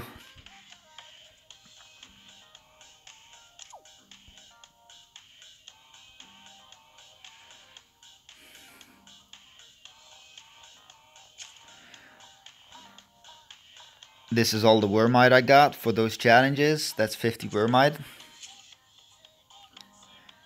So now when the new banner drops, I can do 2 summons with my Diamantanium. I can do 1 summon with my Wormite. And I got a ticket. So that's 4 summons total on the new banner.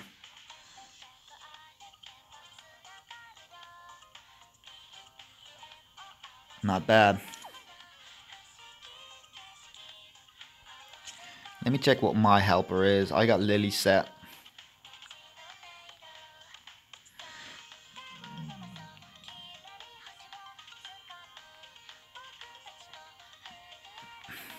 But she isn't used a lot. The worst stuff to pull is 3-star worm prints. Yep. 5-star worm prints are not bad to pull, but I mean, when you're pulling, you want to pull for dragons or for adventurers, and you're gonna be bummed if you get a worm print instead of that. But it's nice to have some 5-star worm prints because they're actually pretty good, but it's just not what you pull for.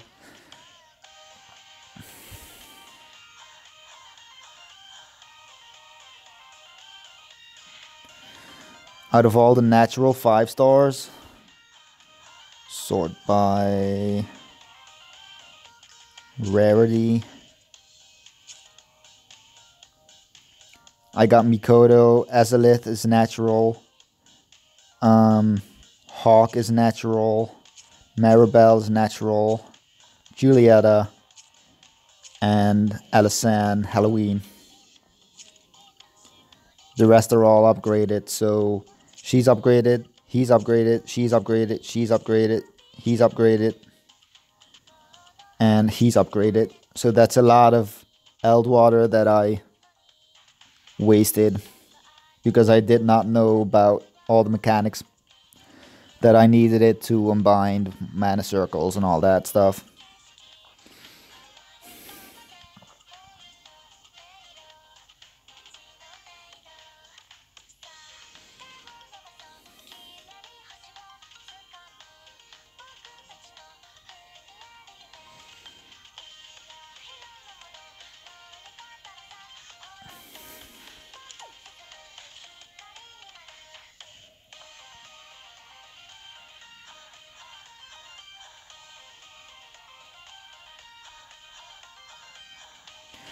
When it flashes gold, it can still turn into a rainbow, just like in Podu. But there's a couple ways to tell if you're gonna get a rainbow or not. I'll do another single to show you using my Diamantanium.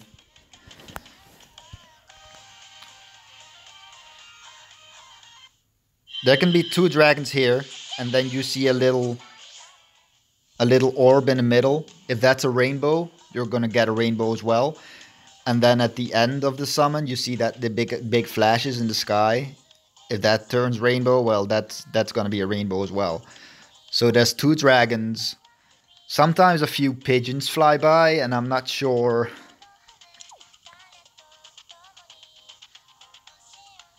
what that means exactly, but most of the times when pigeons fly by, you get at least a gold.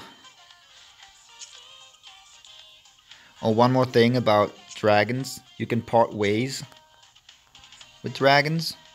Say if I would part ways with this one, it would give me 150 Eldwater and 300 rupees.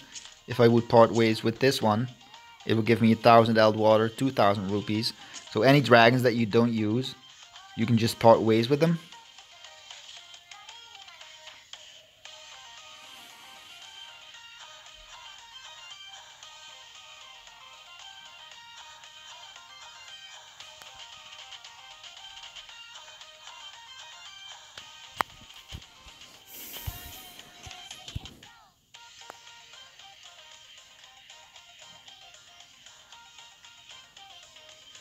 To get some Eldwater. But once again, you get these dragons by doing summons, so it's still pay to win.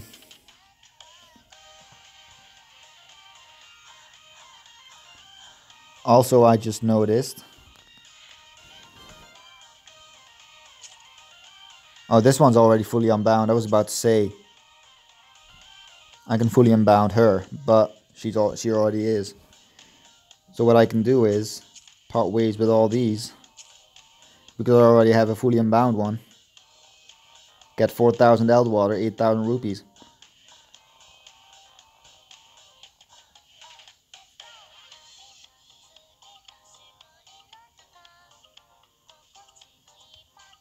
Part ways with him. Part ways with him.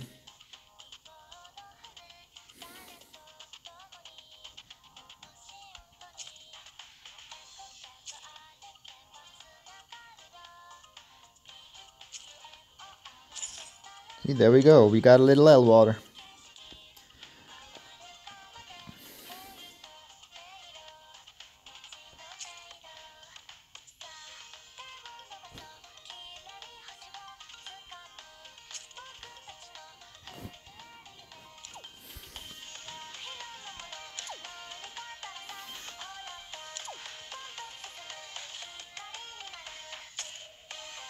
You spot any ruins, you come straight to me.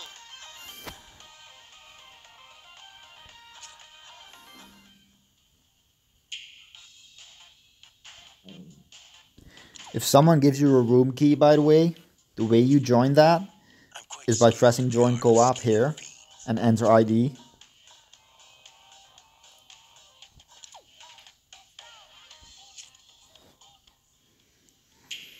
Alright, let's do a couple more Flamehowl Ruins.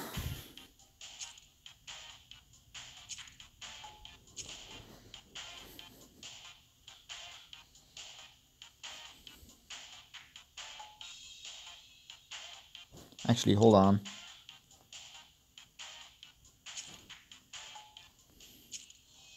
Trick or treat.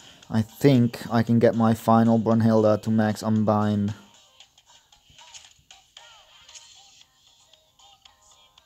Yeah, I can. So that's my last Brunhilde that I needed.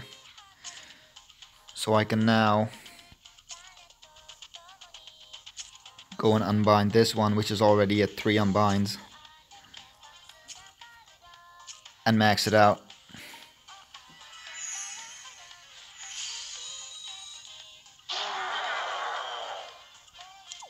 And as you can see, the skill is upgraded and the ability is upgraded.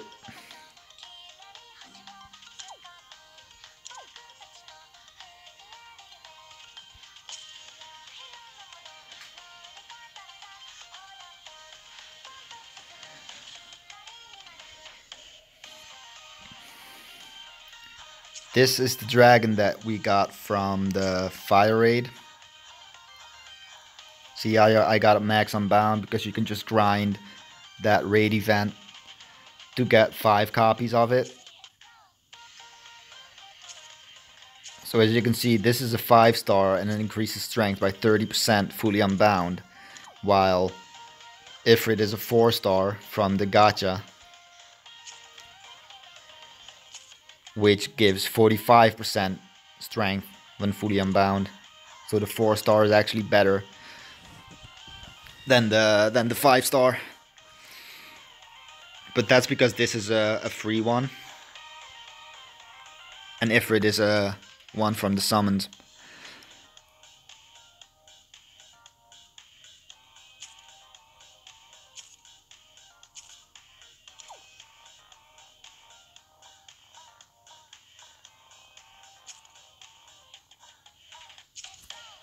I'm gonna see what I'm gonna need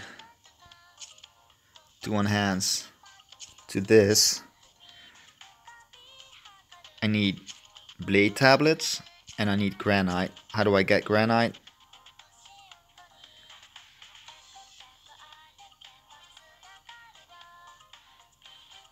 I get that by running standard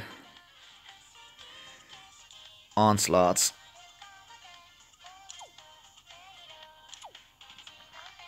And I get this by running the same standard onslaughts. So what I'm gonna do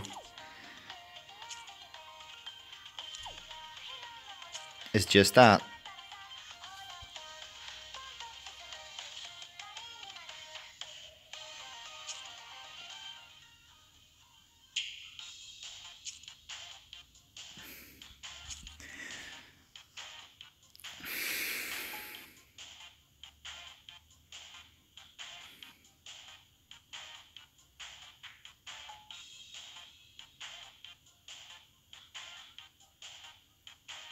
Just to grind the materials I need for the weapon.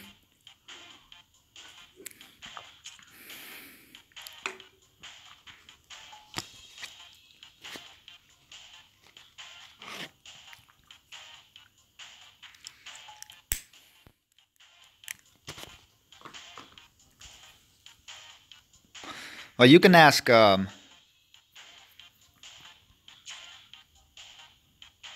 believe Trackstar has fully promoted his 3-star dagger wielder for Shadow, and he's been having a lot of fun with it. So you can use any character that you want, even if it's a 3-star, it's still gonna be able to clear raids or anything that you want, as long as you invest enough into it. Like give it an elemental weapon, give it a corresponding dragon that's good, give it a good worm plate.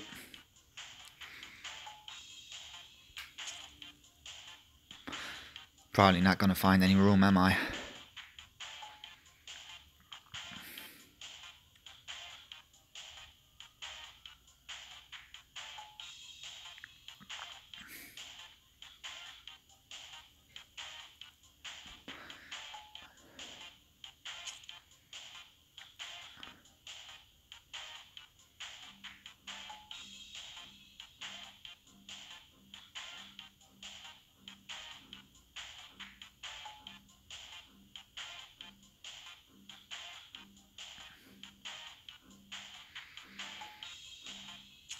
See, I can easily solo this, but I don't have stamina.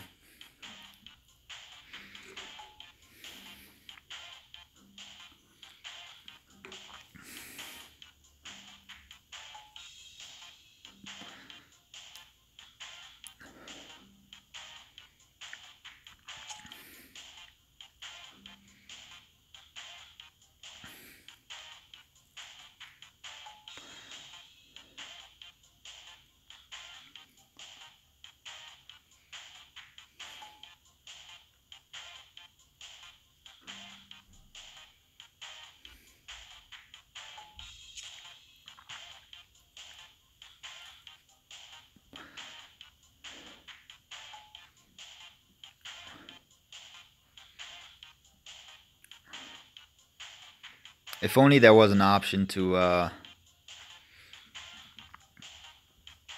trade in wings for stamina. So that if you can't find a co-op room, you can try and solo it instead.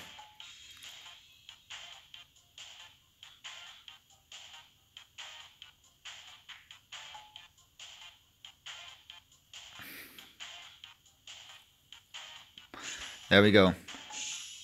Alright, let me edit my team. Because I want to go in as water. Because that's beneficial. There we go.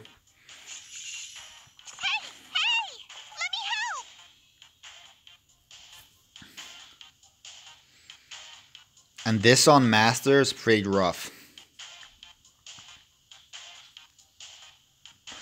You're probably gonna need at least a healer in your team.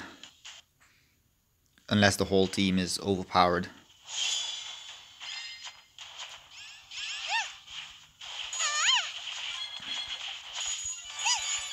It's basically waves of enemies, and then as soon as you clear this wave, a boss will spawn in.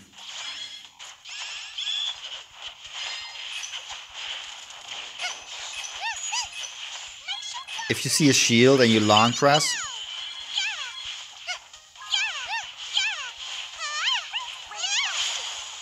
it'll do a force strike.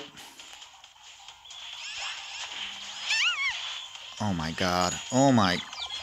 And I'm stunned. For Master, yes. But you're not going to be able to solo Master. You're going to have to do that in co-op. Because Master's really, really hard. See, even on Standard, I keep getting stunned. There's AoEs everywhere.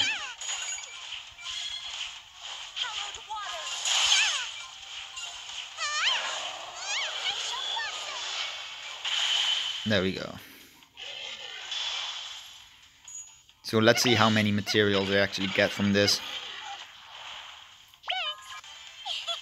Did I do a good job? Say yes.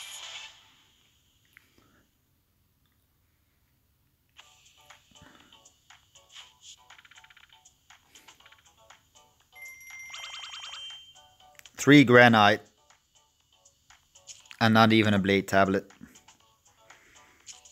So as you can see, it's quite the grind.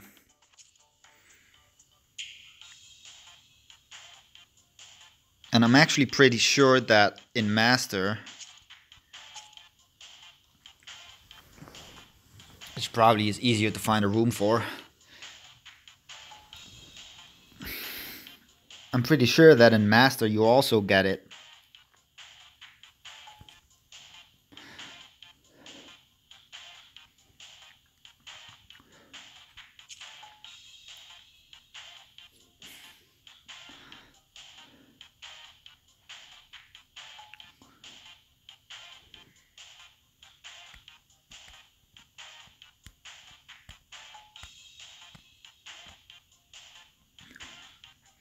And I can still get 25 Wormite for completing Master with all challenges completed, which is 0 death.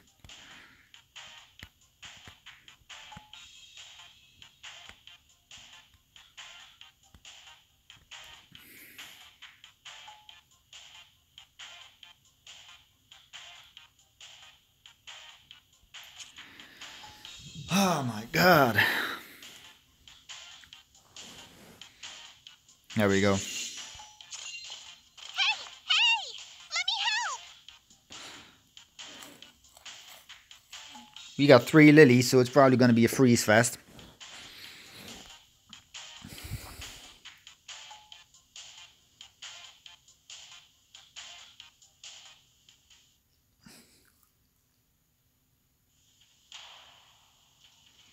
And because I have 100% skill prep, I'm going to have all my skills active from the start.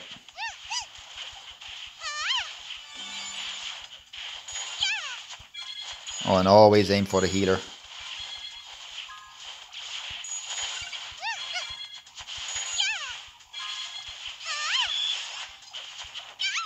Oh, oh. I'm probably dead.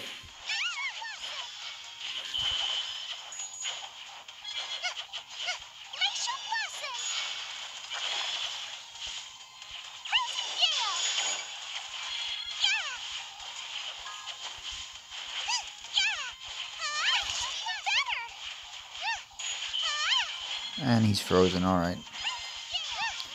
I really gotta watch my health here.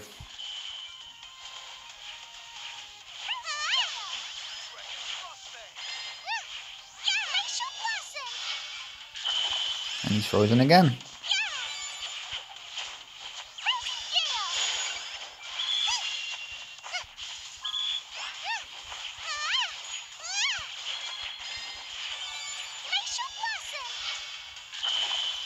And frozen again.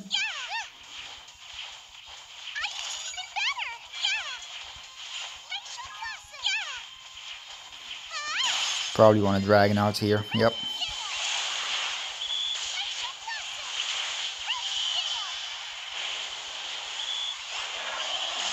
And we did it.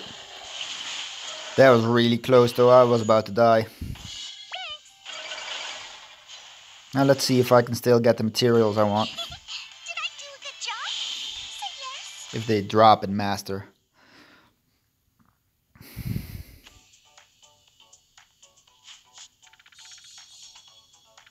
That's 25 Vermite. So here's the granite. Only 4. And a blade tablet. So it still drops.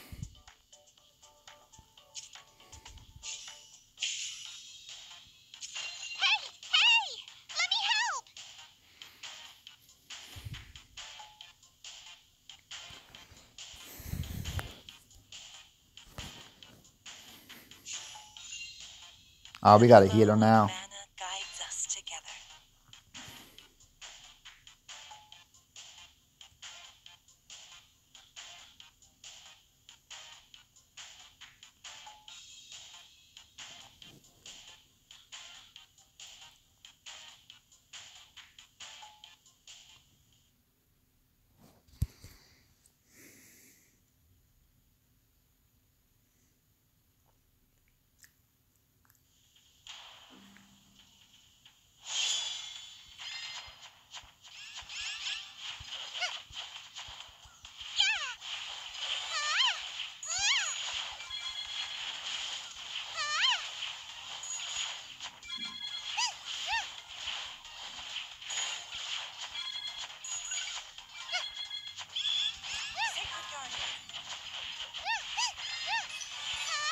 There's a shield again, long press. Long press, target it. Someone already did. If you long press, you can see that. You can see that blue circle.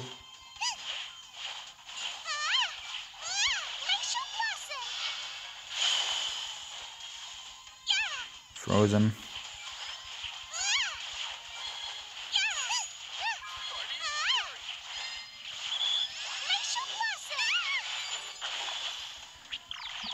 The purple AoEs you cannot avoid by using a skill.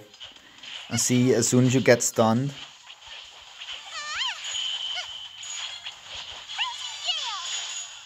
kill all these.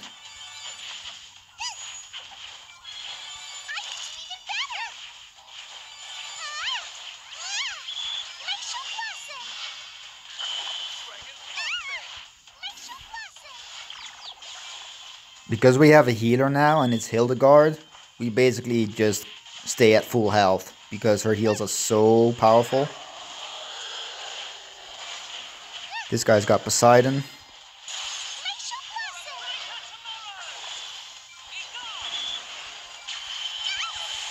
Time to drag him out.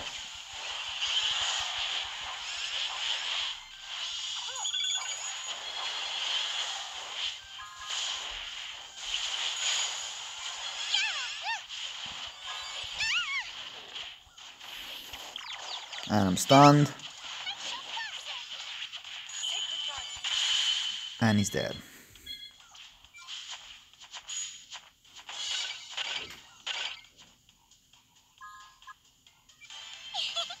I do a good job? Say yes.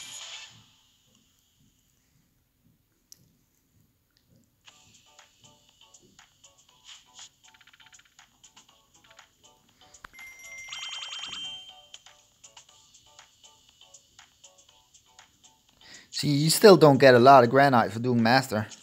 So you can tell how much of a grind it actually is.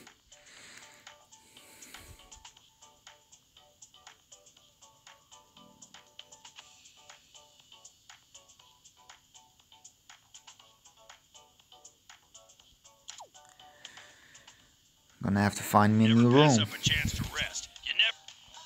Because let's see how far I am right now.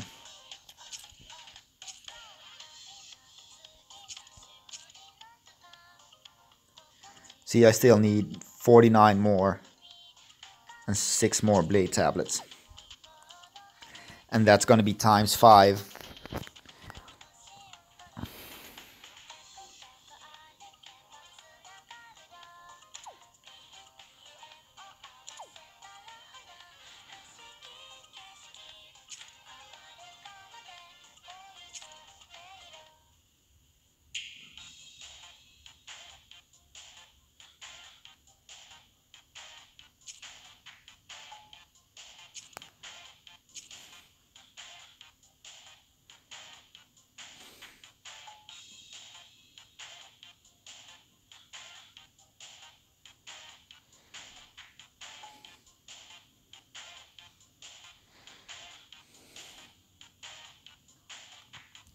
As you level up, by the way, your maximum stamina goes up as well.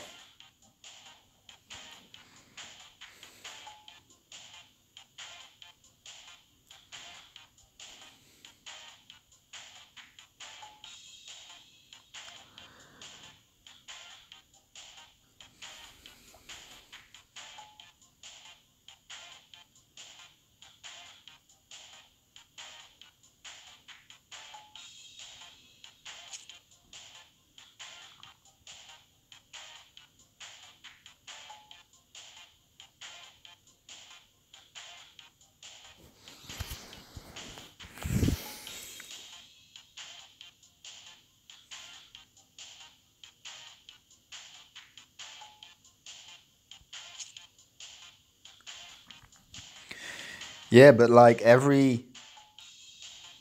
between events, there's like a 5-day break before the next event starts. It's like events after event after event, and the events are really fun.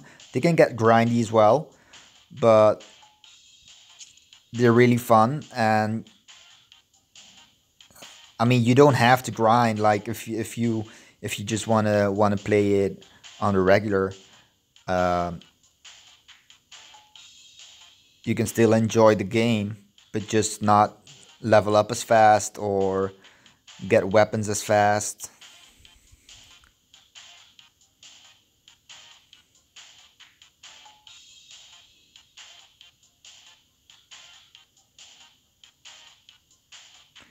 And there's 3 types of events.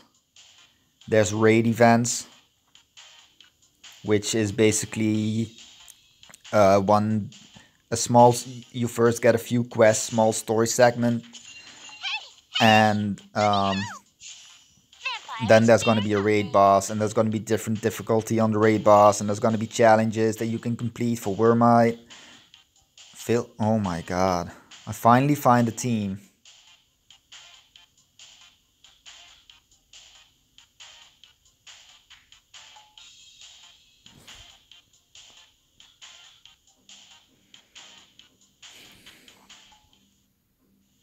Oh. Alright. Guess that was a false.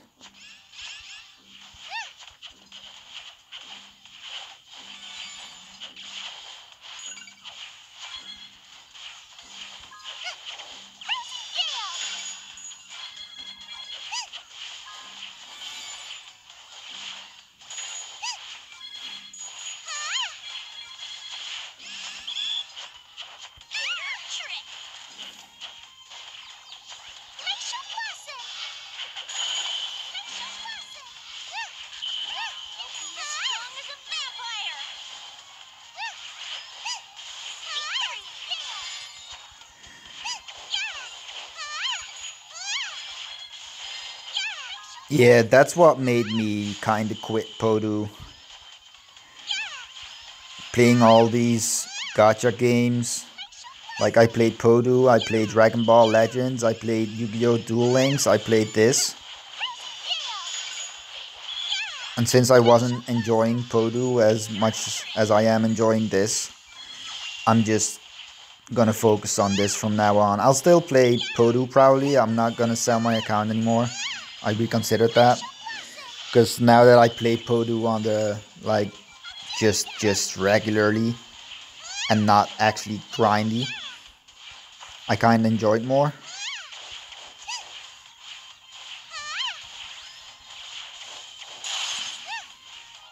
Yeah, we are very... We play together whenever we can, especially during events.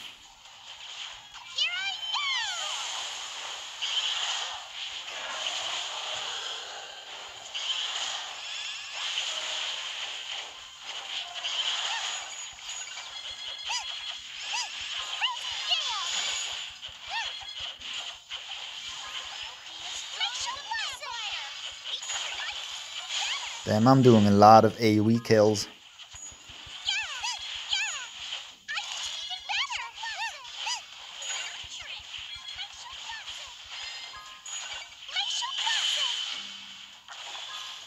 There we go.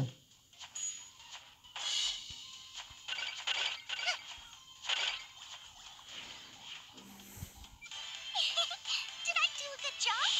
Say yes.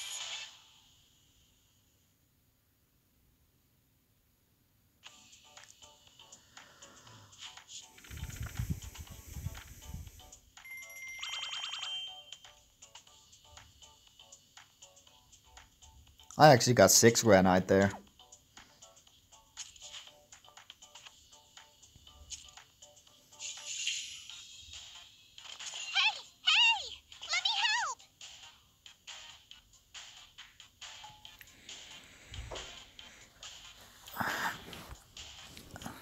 After this run, I can do one more run and then I'm fully out of wings and fully out of stamina. I think I got enough stamina built up once again to do one more expert run on anything. So I'll probably do one Avenue of Fortune and then I'm all burned out.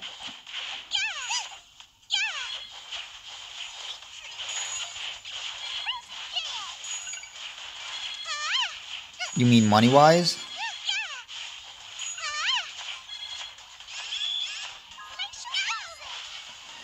The weekly ones are like $7 each.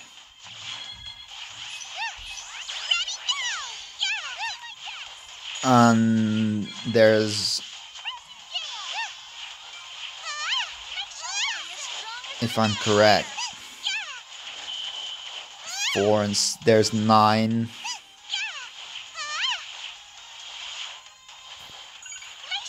Yeah, there's 9 weekly packs.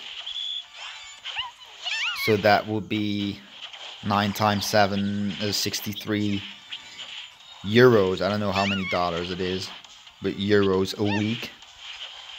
If you would get that every week for 7 times 400 for 4,200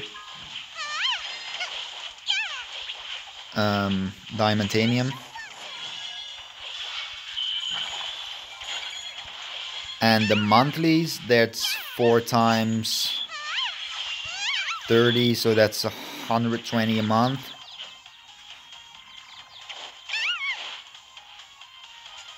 I'm doing so bad. I am not paying attention at all. And I mistimed that.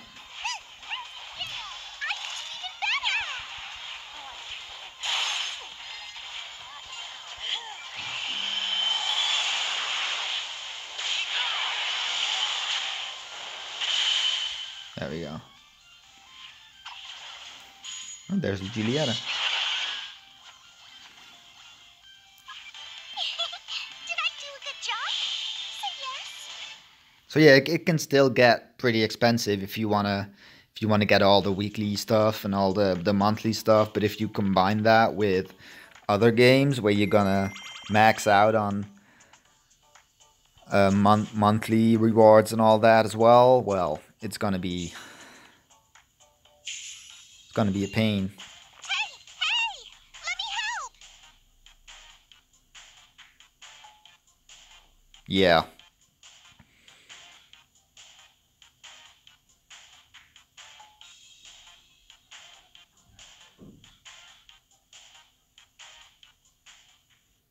But again, it's just bonuses. It's not like you really need it. Like, I'm not gonna get every single pack every single week because I can't afford it.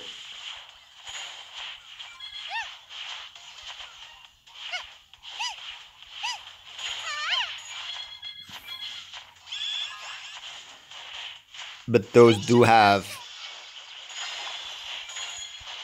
some great value over the straight up Diamantanian packs. I'll be as strong as a vampire. Victory.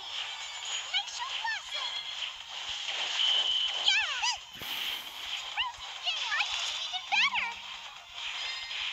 Makes you blossom. Makes you blossom. See how many times we freeze this boss?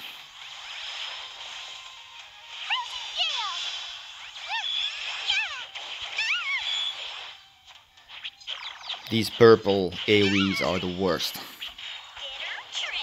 They stun you and you just take a shitload of damage.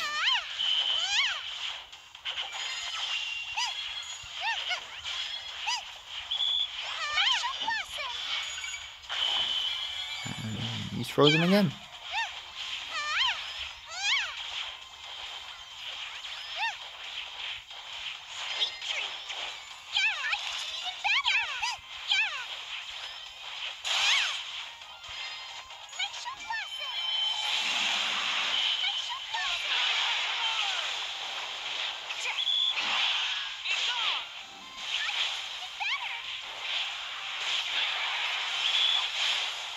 Such a clusterfuck.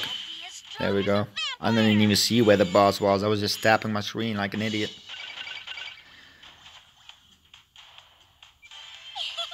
Did I do a good job? Yeah, that's fine, dude. That's totally fine. You can go free to play. I mean, there's a dude on YouTube that uses a pay account and a free to play account. I don't know how he's using multiple accounts, but oh, yep, there we go. I'm out of gather wings. So I got 18 stamina, so I'm just gonna do a quick fortune.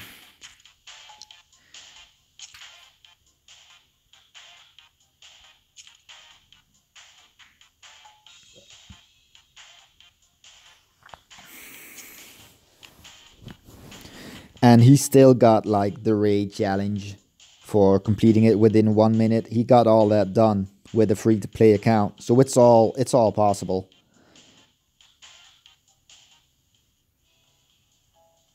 And they hand out 10 vouchers and pretty regularly.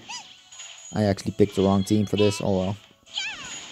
Oh, I'm always ready. Also, if you're doing this, you can just skip characters. Bad lovers, follow me. Change the character you control by just pressing their icon.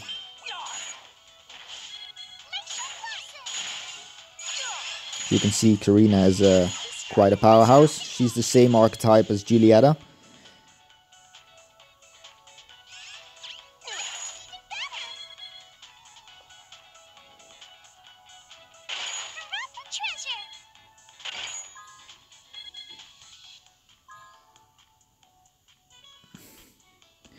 Yeah, like every time a new banner comes out, like give everyone one free 10 times summon. Like, it's not gonna guarantee you get a good pull, but Let us end this as swiftly as possible.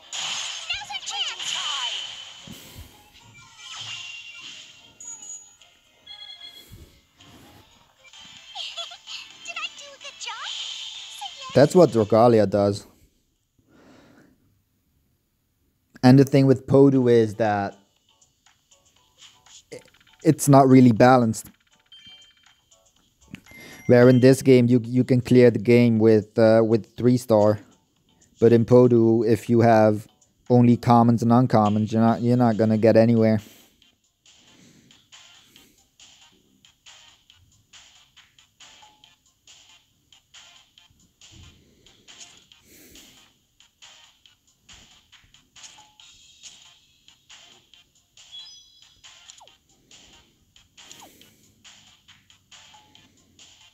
I never play the hall anymore.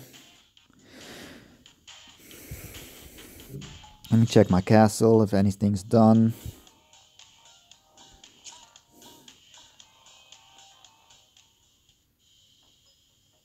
And because it's so RNG based, like, no, nothing's done.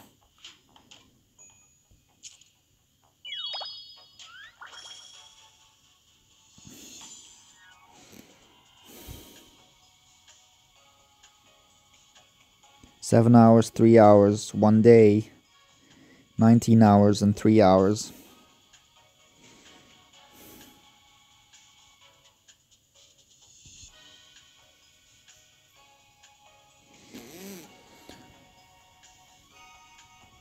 I'm just stacking materials at this point on Podu.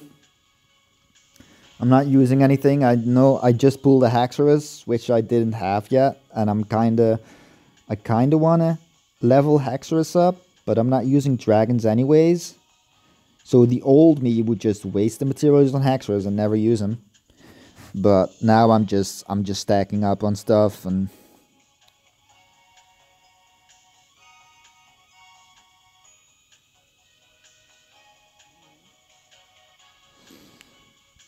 yeah, I'm about to end the stream anyways, because I can't do anything. I'm just hyped for the new banner that's gonna come and the new event that's gonna start.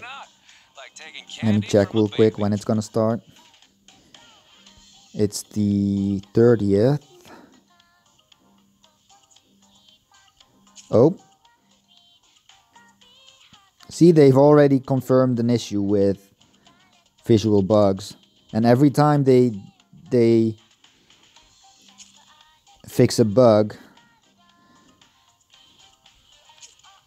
they give out like handsome rewards for that.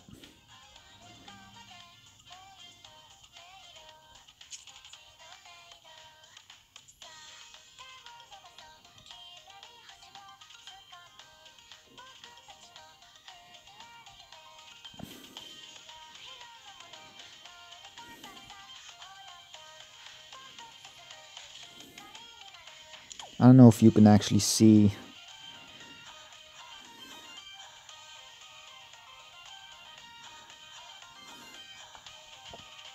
See this for example, this is just an example. The Gather Wings used to max out at 6. So you could do either 3 expert difficulty runs on co-op or 2 master difficulty runs on co-op, and that would clear out your Gather Wings. Now with today's update, they increased that to 12. And what they did is whenever you used anything to increase your Gather Wings, like you did, you used Wormite to get your Gather Wings back or anything, all that, they're gonna add up, and they're gonna give you Blast Ethon Ashes, which are used to recover your Gather Wings. They're gonna give that as a gift for compensation over whatever you did since the launch of the game, that you would normally have 12 max Gather Wings instead of 6. So we're gonna have a shit ton. See, I got this 30-day pack, right? Every day Find starlight relaxing. I got 2 days, but every day I can recover 100 stamina and now 12 gather wings. But that used to be 100 stamina and 6 gather wings. So every time I did this and I got 6 gather wings, they're gonna compensate that because it's now increased to 12. But I'll do whatever job needs doing, so long as the pay is fair.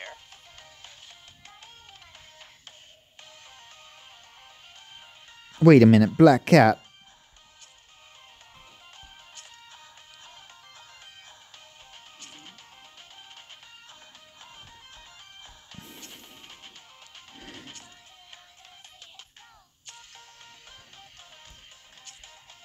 No. Hold on. Dude, are you in my chat?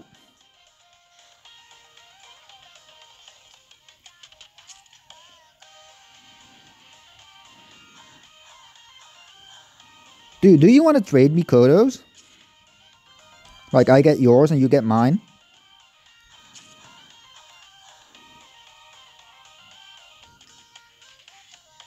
I would love that.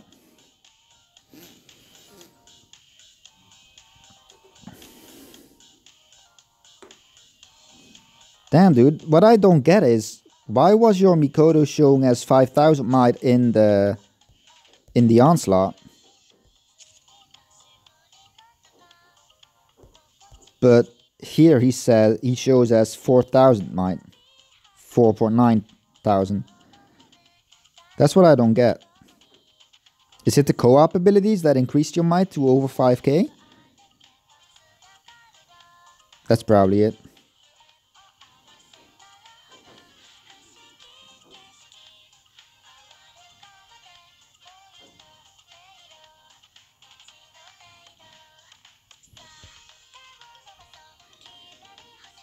I've been nearly streaming for 3 hours.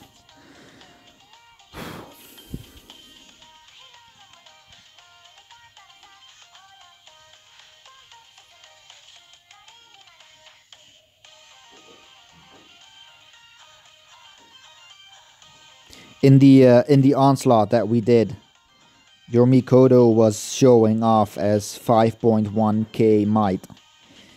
And when I check your helper Mikoto, it says 4.9k might. So you got 200 might from something in that quest.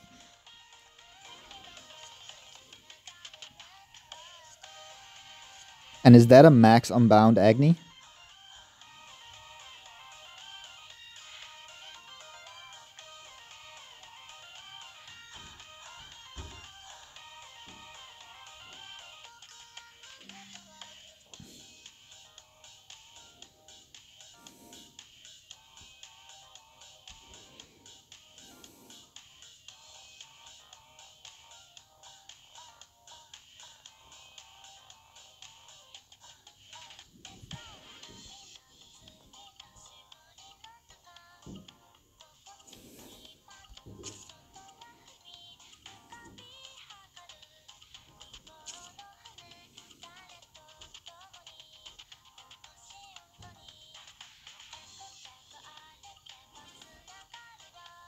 You have 64 wings, Kenny?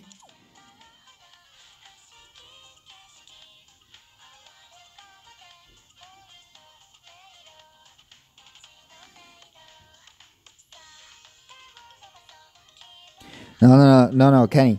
The max you can recover is 12, but you can get 99 wings total, but it'll recover up to 12.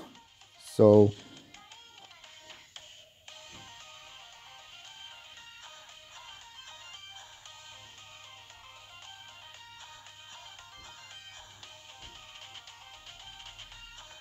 yeah, but I have Valiant Crown.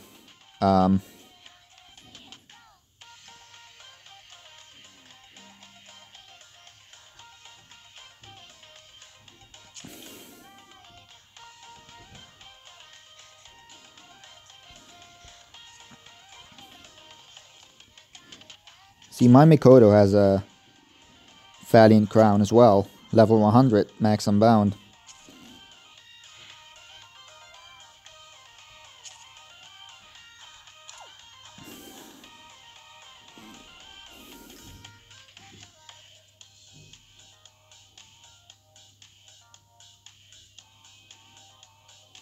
Oh.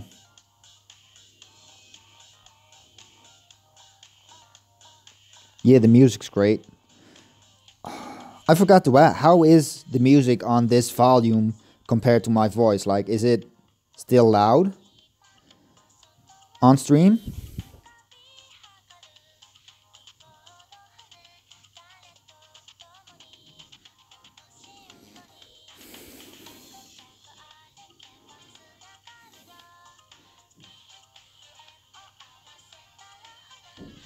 Okay, cool. Good to know.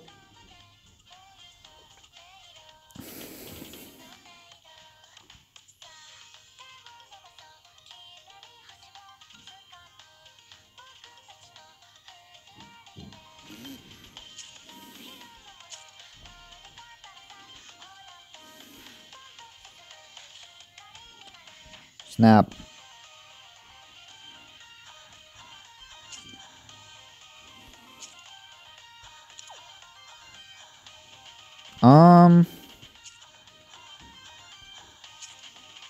These are my volume settings right now.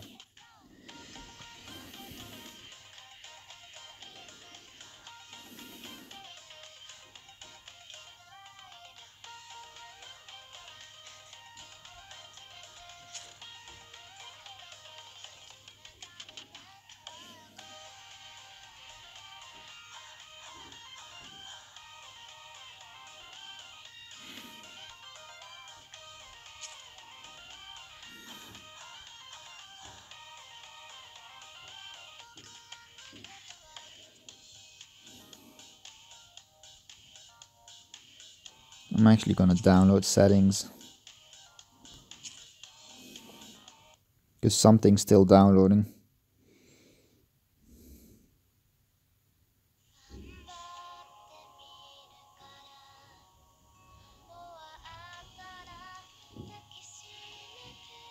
And look at this, no support ID.